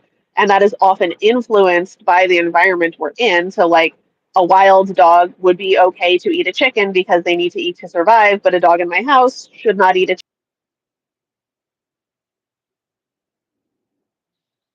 chicken unless I have killed the chicken for you to eat, right? Like, you can't just go pick your own fresh chicken out of my farm. Um, so there are times where the boundaries need to be understood of what is and is not acceptable behavior. It does not need to come from a place of control, though, or a place of it's always the same every single time. It's very contextual. It depends on so many different variables in every individual context. And that's why I don't like the dominance theory. That's why we say it doesn't exist in the sense that people use it in, because it's not needed. It's not necessary. You can achieve a lot of the same results without doing from that perspective. But I would, And often putting yourself in that perspective puts you at a disadvantage because instead of reading the behavior as you see it, you're looking through this lens of who's trying to be in charge. And that takes away so much of the extra context that's there. You might miss something. And if well, you're good at it, you won't, because you can be good at something and achieve results with it. That doesn't, there are compulsion trainers that just slap a prong collar and e-collar on a dog and they make it to the highest levels of bite sports, well, right? Like, I would I don't do probably that. both of us would agree I that don't do that's a that. shitty way to Yeah, I train, don't do that. and Yeah, that's not acceptable. That's not a good thing to yeah, do, and there's so many things wrong with it. yeah. But you cannot argue that they can achieve results with it, right? So we can disagree fundamentally on this concept. That doesn't mean you won't see results with it. But I don't look at it that way anymore because I've seen all of the other context that is out there, and looking through a dominance lens limits my ability to look at everything so much. There's no point. That's where I, I've I would, landed. I would agree that if you look in the landscape of the dog training world, the average person that talks about dominance, it is a pretty shitty representation. I wouldn't disagree with you there. And it is very simplistic and singularly focused and overly general. I don't disagree with you there. So this is where I And differ a a little bit lot in of my education. But a I lot guess of the things that sorry, a oh no, lot I of the was going to things that you say have oh no, described. yeah, go ahead, go ahead. Yeah, sorry, A lot of you the go things ahead. a lot of the things that you have described as dominance, I would describe as spatial pressure or social pressure. So without that extra baggage that comes with dominance, like, and without that extra anthropomorphism of we're fighting for this hierarchy, you can have spatial pressure, you can have social pressure, you can assert yourself and set a boundary just with that. I don't agree that that forms this strict hierarchy though. Well, here's And that's often a semantics thing. what I would say though, because there's more. It's more than just spatial pressure, and there's it's the level of influence and power you have, right, in the way you communicate. So what this achieves for me, like approaching things from this perspective, and because I learned from the dogs, right? The dogs teach me how to interact. So if I understand that the dogs instinctually understand or everything makes sense to the dog in the way I communicate, then I can achieve results far quicker with a lot less effort. So I guess my challenge would be because I can, and I have many videos on my channel where I take my dog anywhere, no leash, no collar. I've never put a prong collar on her. I've never put any collar on her. I've never trained her, never done formal Mm-hmm. training, never done treat train, nothing. Where I have complete control over this dog. We can walk past kids, people on bikes, dogs, even dogs that are barking at her. Nothing.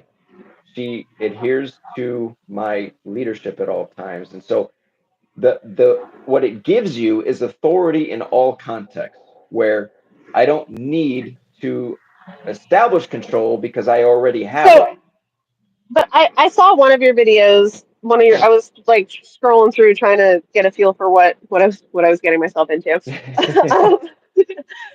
And it seemed to be a more recent video, but you had your Mm, dog out, you were walking, and you were passing by somebody. It was like a dog, a mhm, kid, somebody, and you had mhm, to use spatial pressure. You had to use your voice. Yeah, she listened, but you had to do a lot of work to make that happen. And it wasn't a which prong collar. video? It wasn't an e-collar. Which video is It it? was on your YouTube. You were walking on a sidewalk, and Mhm. there was, I forget. Again, two 9-week old puppies. My brain is fucking fried. I don't remember short term memory stuff, but it was you were on a sidewalk. You had your dog. You were walking past somebody, and the point of the video was to show that your dog listens to you, right? That you have this leadership and authority over them, so they respond to you. They don't do things. Mhm, Um, and it was either a dog or a person you were walking by, but in order to get your dog, you had to repeat yourself a couple of times. You had to use your spatial pressure and your body blocking mhm. to make sure that she kept going in the direction you wanted. I think you even snapped your fingers once or twice. To me, that didn't look, the behaviors I saw in your dog were not what you were describing out loud. Because the behaviors you were describing in your dog was that your dog was listening, your dog wouldn't think about it, but in order for, and your dog did not go do the Yeah, she thing, doesn't. She right? doesn't. Accurately, your dog did not go do the thing. But it took a lot of work on your part to make that happen. Is snapping You my had to do a lot of things. finger twice a lot of Yeah. work? Is that more work than most? I would So want to know for I would me, want to know which one, because on average, like you, most of the time, yeah, if I walk past dogs, I don't have to do much. If she looks at the dog, I'll yeah, just say hey, and we keep going, and that's it. I don't really do much. yeah. And Now, it may have been an example of something where she was still struggling a little bit, or I don't know. But she tried to go towards it a couple of times. And grand scheme of things, it's not a lot of work, right? Like grand scheme of things, snapping your fingers, using your voice a couple of times, like body block, it's not a lot of work. But to me, that's that's something that you could move past. So like my goal with my dogs is that I don't need to even do that, I right? So usually I don't. have, It's usually just yeah, like a preventative. Like if she, I'm just letting her know that if she's thinking about moving towards it, and if I just say, if I make a vocalization, she now knows. Okay, I shouldn't do that, and right. like we keep moving. But that is management technically because you had to tell her what to do to make it happen. Management. I It's mean, yeah, but minimal management. It's I'll like look at it bare like this. bones bottom basement of the floor Yeah, management. and how many other people do you know can take their dog virtually anywhere? Actually, no, anywhere with no collar, no leash, and really not have to I do much train of anything. I train service dogs. So I know a lot of people who can do that. No, I just mean on average. The On nature average. of service dogs. Yeah. No. So that's my goal with my dogs. That's my goal with my clients' dogs is Well, to be okay. able to do that. And you can Let me get give another there. caveat. Let me give another caveat with the not training at all. Like I've never trained this dog to do anything. With I could take my dog anywhere with no leash, no collar, just my authority, and having never trained this dog, and she listens So that well. I can I can do the same thing with just a bag of kibble. Right? So I'm Oh not no, telling the dog what to do. I'm I'm not saying no food, nothing, nothing. no I no have no no no. nothing on me. So I'm not telling them what to do. I'm not giving them any commands. I'm not teaching them any specific behaviors. But instead of spatial pressure or my voice, I just use a piece of kibble. But why would that be better? Why would that be a better alternative No than conflict. It works the faster. interaction? That's not conflict though. That's me just establishing a boundary real quick or giving But, direction. That's not really but conflict. it Because is.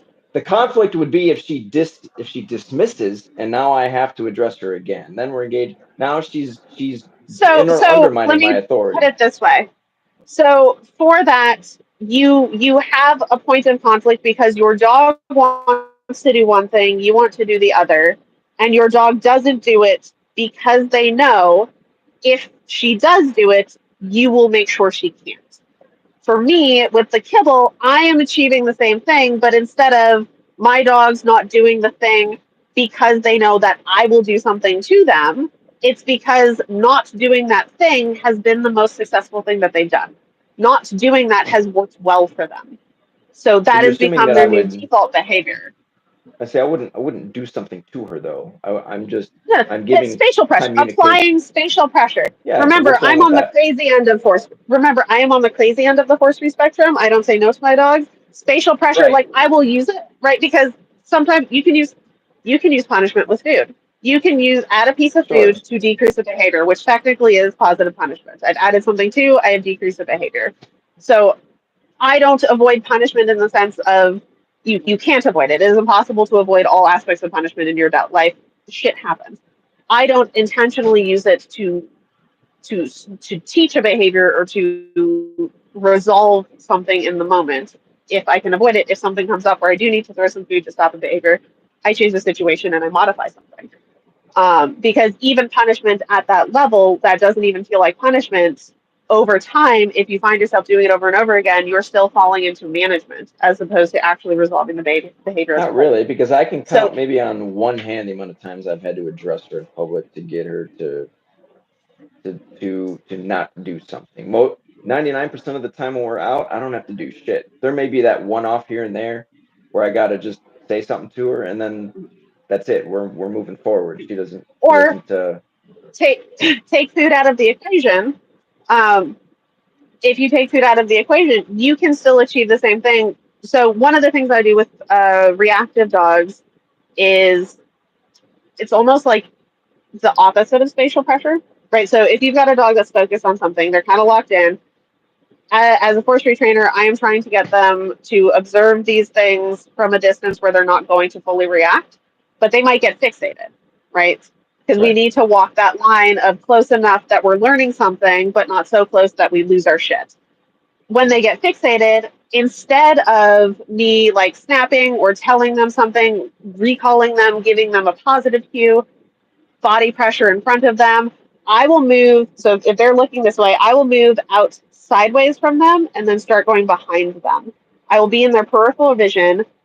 And because we have a good relationship, because they know that we have this cooperative bond, or even because they like you, right? Because the dog likes you, as you move away, they will start to follow you.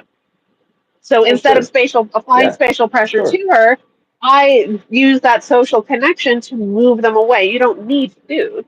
Food is No, handy though. Food makes it yeah. fat and I convenient, don't I but don't you can disagree do with what all you're the same saying. things. I don't disagree with what you're saying. It just depends on the context.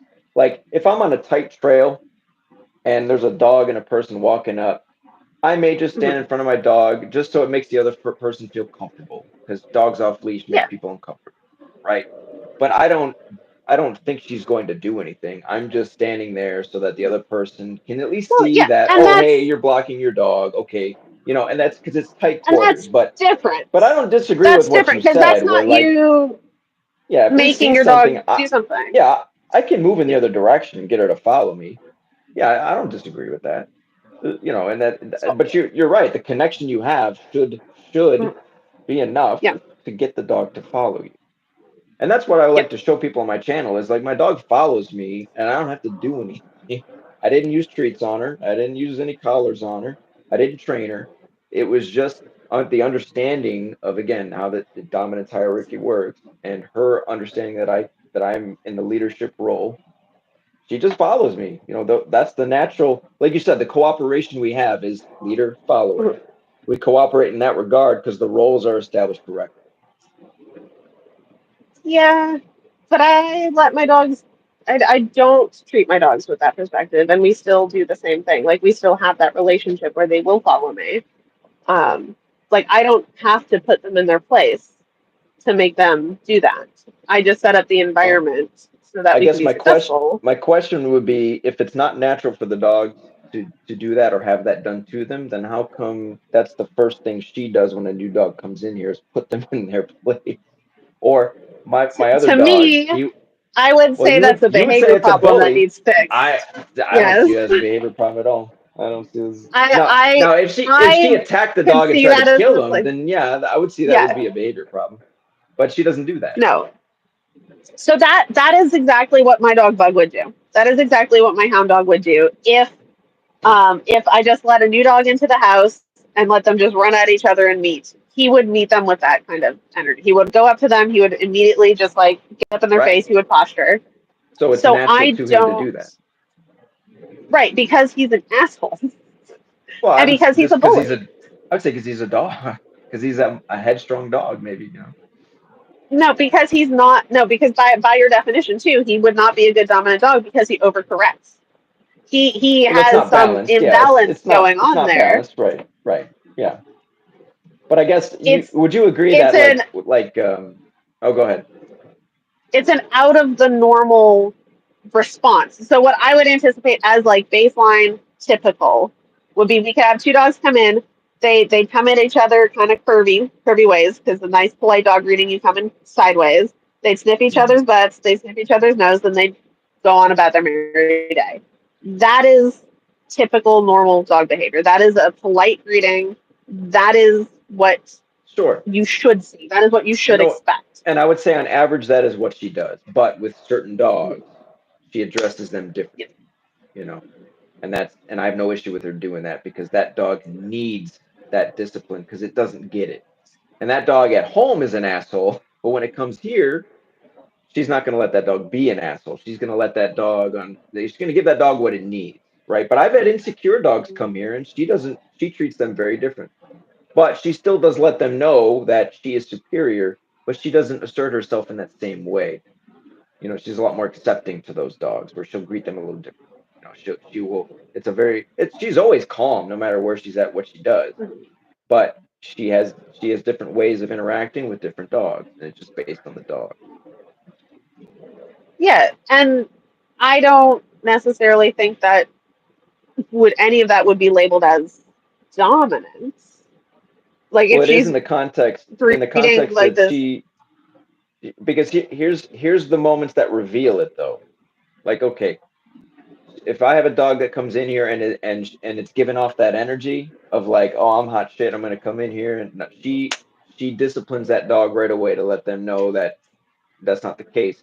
And then if each a bone or something, and then that other dog gets near her, well, she's gonna let another dog know, bad idea. So there are moments that reveal who's the more dominant one, right? She's exerting but to more me, power over that dog. what I would expect in a home with balanced, like normal, with no behavior problems, and like this is it's kind of absurd because like that doesn't exist, but like what would be within the realm of typical behavior. You could have resources out in the house, like you could have some bones laying out, you could have some toys laying out. I should be able to throw a handful of food down on the ground and not have any issues. um, I would for dogs to pick their own things. I think my headphones died. Oh, um, can you hear me still? yeah, I can hear you. Okay. Yeah, I can hear you. I'm gonna have to leave soon because I can't hear That's you very well anymore. sure, sure. Yeah, But I'll let you say um, this, and I have one last thing to say, but and then yeah, I'll let you get the final word. okay. But like I would expect that I could have these things out in the house, and that my dogs would go. They pick their favorite. They pick what they want to have, and they would not go and necessarily fight over them or try to steal from each other. Some dogs are more possessive than others. So if I see a dog that's going to constantly take things from other dogs, I wouldn't call it dominance, I would call it possessiveness, which is a desirable trait that I encourage in some of my dogs. So I do participate in bite work. So I do teach a dog to be more possessive. So that dog, because of what we've done training wise, went from like now he would go steal from everybody because I've taught him that you should want to have all of these things. It benefits you because I've encouraged that behavior. But that's not an inherent that's not like a dominance thing. It's a this has been rewarded thing, right? And that's what a lot of these dominance behaviors are: is dogs that go and do this. They have these interactions with other dogs, unmessied up by like people, but they have these interactions with dogs that have the personality to defer to them for whatever reason they're deferring.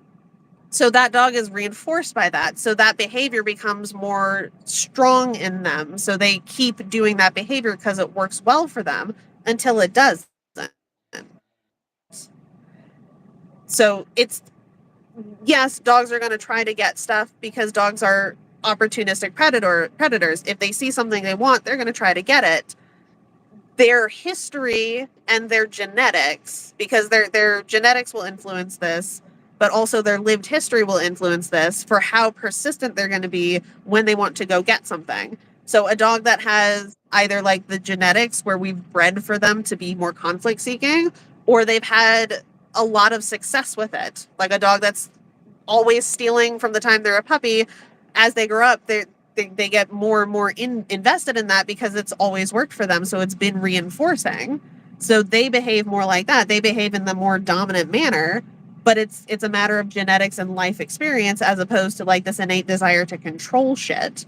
And dogs that have had like, if I let my dogs just run wild in my house, if I let these puppies interact with some of my dogs, they would learn real quickly to be very fucking submissive because it's dangerous for them not to be, even though Mhm. that might not be their innate temperament, right? But that would be their lived experience, which is why I don't let them do that because I don't need them learning that.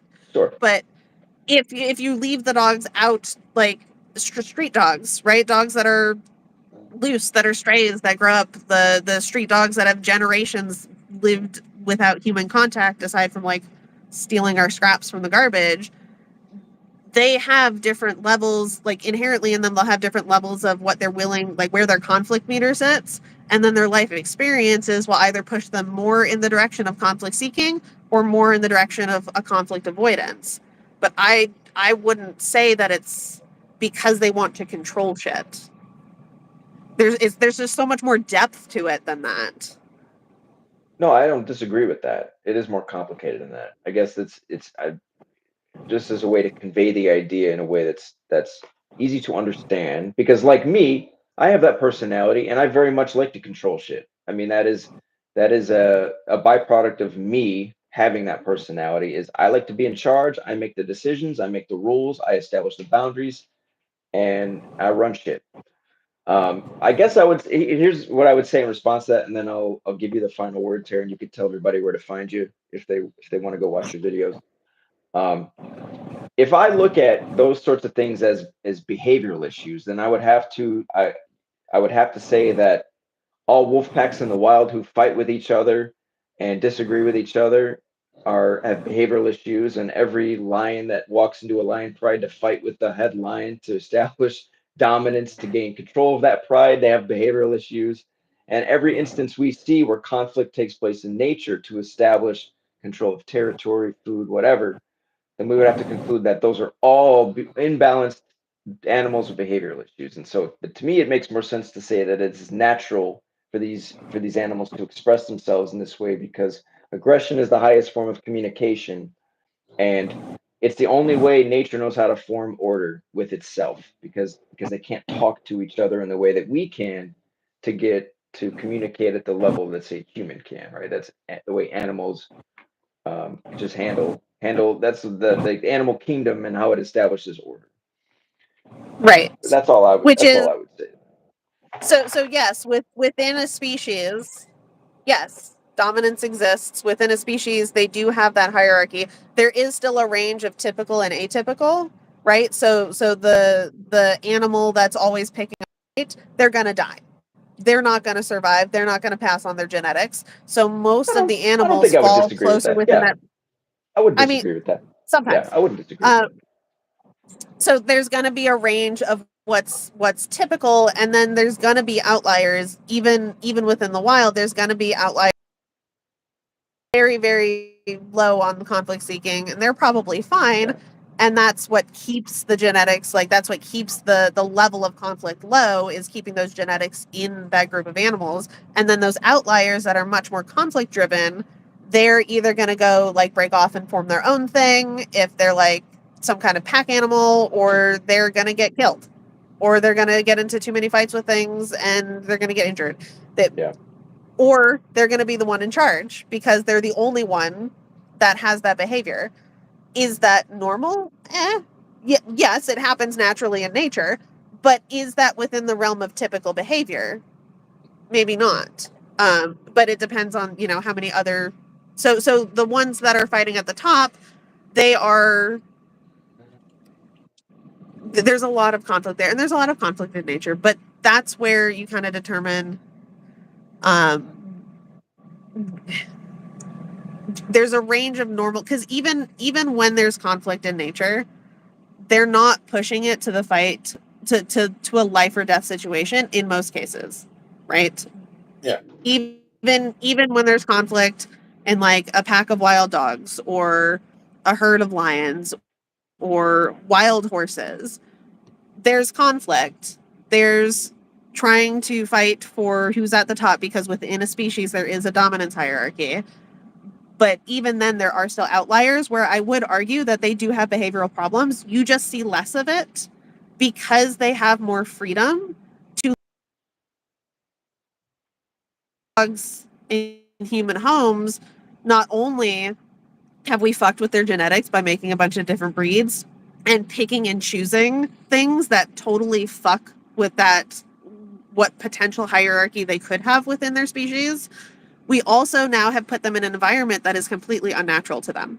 So what a normal behavior for them might be is now considered an unacceptable behavior. So they don't have that outlet Right. for their normal natural behaviors either. So you get a lot of this pent up energy. So we're seeing more behavior problems in dogs than we would see in the wild because of human intervention, not because of I dominance. wouldn't disagree with that. Well, I would say it's because of human intervention. But I would say if we could understand the nature of things and then change the way we intervene, like the human intervention, I think is the worst part of it. But I think a lot of it But we can't change the way we intervene because we're living in cities, right? So even if we change the way we interact with our own dogs, there's still human intervention at play, right? And the right. breeds, right? Like unless we get a street dog from a shelter or imported from like overseas somewhere, we've had human intervention to get the dog to exist. We have Sure. human intervention in Sure. the spaces we live in. Sure. I don't disagree with that. Like,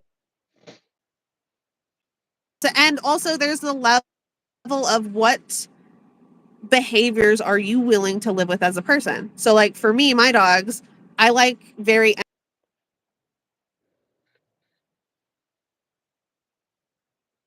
most my brother hates having to watch my dogs because I encourage Yeah, see, that. And we I do a don't lot of like pushy. sports. I like calm, peaceful. Yeah. As you can see, Well, I like docile and well, and like adhering to I my like that leadership. too. There's a time and a place for pushiness, right? So like I started out with 5 dogs I'm in an RV. My house is under construction. So I had 5 dogs in this building with me. I only had to throw one of them outside for being an asshole. And you know, and he is one that he came inherent with a lot of pushiness. And because I enjoy that, I have not done a lot of work to change that. So there are times where it shows up when it's inconvenient to me, but Right. 99% of our life, it's not an inconvenience. So I don't feel the need to change that. In Right. I would another say it's home, he would your need to have rules. that being Yeah, changed. right. Right. Yeah. I would say your rules. It's acceptable to you, but I wouldn't decide Yeah. it. Like if I got a pushy dog, I would change that to where the dog is not.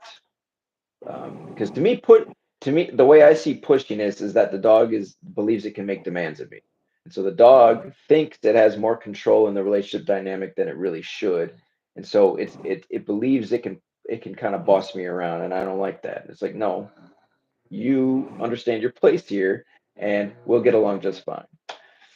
You know. Yeah, but it's fun though. Well, no, if it's It's fun for fun you, to hey, let if them it's be fun pushy. for you, like I'm not going to tell you how to run your hierarchy, right? It just wouldn't be what I would want.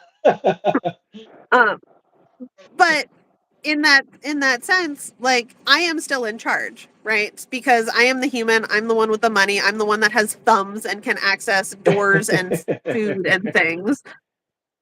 But my dogs don't feel like they're subservient to me. They don't feel like I'm, controlling their every move. We have a very cooperative thing Oh here, and yeah, there like I there are don't. boundaries. Yeah, I don't But control there's Goose's every move. It's see that's the beauty of having all the control is she gets all the free and my last 2 dogs were this way. Like they get all the freedom that anybody could ever want for their dog, and that's what I truly want is everything that I've said here today, my goal for any one of my clients is to lead them to a point to where they have such a great relationship and their dog has they have all the freedom they could ever want and do whatever the fuck they want with their dog. And so and that's the goal for me is and she's got it. And my last two dogs had, and I have clients who their dogs are they're living those lives, and it's a great thing, you know. So Yeah, same with my dogs, but we don't need the dominance theory. well, we will Like, agree to so disagree like then. my yeah, we are there is no, like, when you're stuck deep into it, there is no way to you have to experience a reason to change your mind about it. Yeah, Right? yeah, So like, from my perspective, having had that mindset and then having changed that mindset, I if you had talked to me 5 years ago, I would have been on the same page as you. yeah. I've had other experiences that have led me to different conclusions. And until you've had experiences like that, which you may never have, and we may always agree to disagree, but once you've had experiences like that, you can't go backwards, right? Mhm. It's like you've opened a door, you can't close the door again. So Right. to me, now looking at it from that perspective, it feels confining and feels restrictive in a way that's unnecessary, because I've seen that it doesn't have to play as big of a role as, like, it's a non-issue, right? It's so low on my hierarchy of importance. It's a non-issue to me. Um, I guess but yeah, that's, everybody has their own different sure. experiences and their life experiences, the dogs they work I with, guess what I would see the is things they like read, like, if you watched many of my videos like working with dogs who have behavioral issues, you would probably it's going to look very different than somebody else who talks about dominance. And so that would be the takeaway, I guess, would be because you probably have an assumption of what it is I do or what it looks like when you hear me talk like that, because I see what other people do and I'm like, that ain't it, man. well, Um, I I did watch some of your videos, so I do have okay. a Well, decent idea, I the think. shorts I are mean, obviously, yeah, a better because idea would be to, like, I have see shorts and you then I have like training, long but form content where it's multi-part series Mhm. with different dogs and it's like 45 minutes to an hour's worth of content where you can see with one dog what that'll looks like. And then I have the shorts where it's just like little bits of useful information. So the long form content though is what like I encourage people to watch because then you can see the whole process of everything and how hands off I really am. Like I very rarely have to really put my hand like touch a dog. And that's to me is what I think Mhm. separates me from these other people is they associate dominance with like leash jerking and screaming at the Yeah, it's like no, no. it's different. Yeah, that ain't you can miss me with that shit. I No, don't but the difference is the level of conflict, right? So, like, there is a level of conflict inherent in dominance theory because yes. you are seeking to Yeah. be in charge over the resources. Yeah. I don't want to be in any conflict with my dogs. So when I was with the dominance hierarchy stuff and thinking that way, there was a lot of conflict. Even if we weren't having a lot of interactions, it was always like, I need to make sure that we're keeping it that way. Mhm. Or I could just not care Well, about hey, listen, that. if it works for you It's free. and you can get to the other side, then more power to No. you, you know. Okay, Tara, well, why don't you tell everybody like your TikTok, like social media, if anybody wants to go find you, where they can find you at, and So on TikTok, I am Is This How You Person? So you can find me on TikTok through that. I'm on Instagram and Facebook, the Therapeutic Canine. I don't post there as much. I post some stuff there. TikTok is where you'll actually hear all of my theories and the fun. Like, I get into the nerdy side of dog training. That's where all the fun stuff is. Facebook and Instagram are like more of my business page, so you'll see more like businessy okay, posts. Um, excellent. but yeah, All right, the Therapeutic Canine for those two, Is This How You Person for TikTok. okay, But awesome. Well, this was great. I think this went pretty well. I yeah, had a really good time. So, I'll be in touch with you and Ronnie, and then we'll get the if you still want to, we'll get yeah. the group discussion, and then I mean, I like I like this kind of stuff. If you go on yeah. my TikTok, not right now because I've got a bunch of puppy stuff up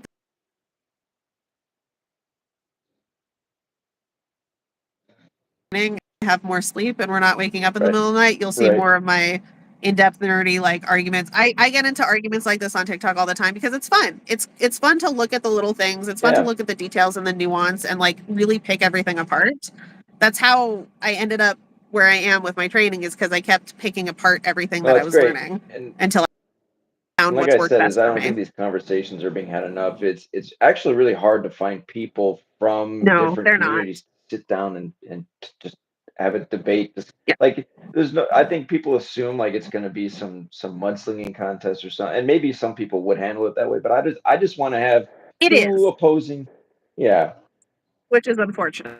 Right. Right. So Because there's been a couple of times where trainers have said stuff like this, like they want to do a debate or something like that. We go on like a TikTok live, and then like me and Ronnie have been booted off of lives because they didn't want to listen to us talk anymore, and they decided it's like, why did you even? the only way they could be right was to kick Yeah. us off.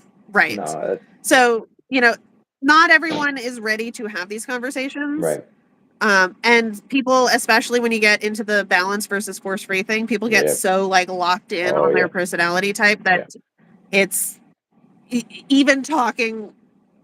Like I get a lot of hate from the force free community because I talk to people who aren't force Oh, free. see, I and interact with people who that's aren't force like free, why, which yeah, is no, that ridiculous. should not be Yeah. that way. You should be encouraging this sort of thing because this Right. is, And there's stuff to learn from everyone. There's stuff that I do as a force free trainer that are concepts I took from balance training and modified, that are things that force free trainers might not think of doing, like using food to stop a behavior instead of waiting for the behavior to stop and then reinforcing after the behavior stops.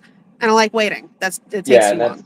that I disagree with is the wait till they stop and then it's like, oh my Yeah. God, I don't even. Depending on what's going on, sometimes that is the answer, but like generally the longer the dog practices doing something we don't like, the harder it is to make it go away. So like becomes a habit. you could wait forever for a lot of Right. things Yeah. and it won't Yeah. change. But Excellent. anyway, Well, I love these conversations. So definitely. we'll And definitely have to set it up with Ronnie. yeah, we'll be in touch. I really appreciate you doing this and being willing to sit down and have a discussion. I want to set a good precedent for these things too, because I think the more people can see these things actually go well, then the more people I think may be willing to Yeah. do it. And so hopefully people can take away at least from this one that these things we can disagree and be respectful and have a good time still. Mhm. And it doesn't have to be this Yeah. um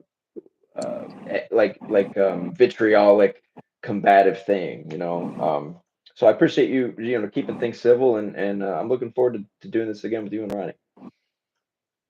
Awesome. Talk to you All later. right, Tara, have a great night. Okay. Bye. All right.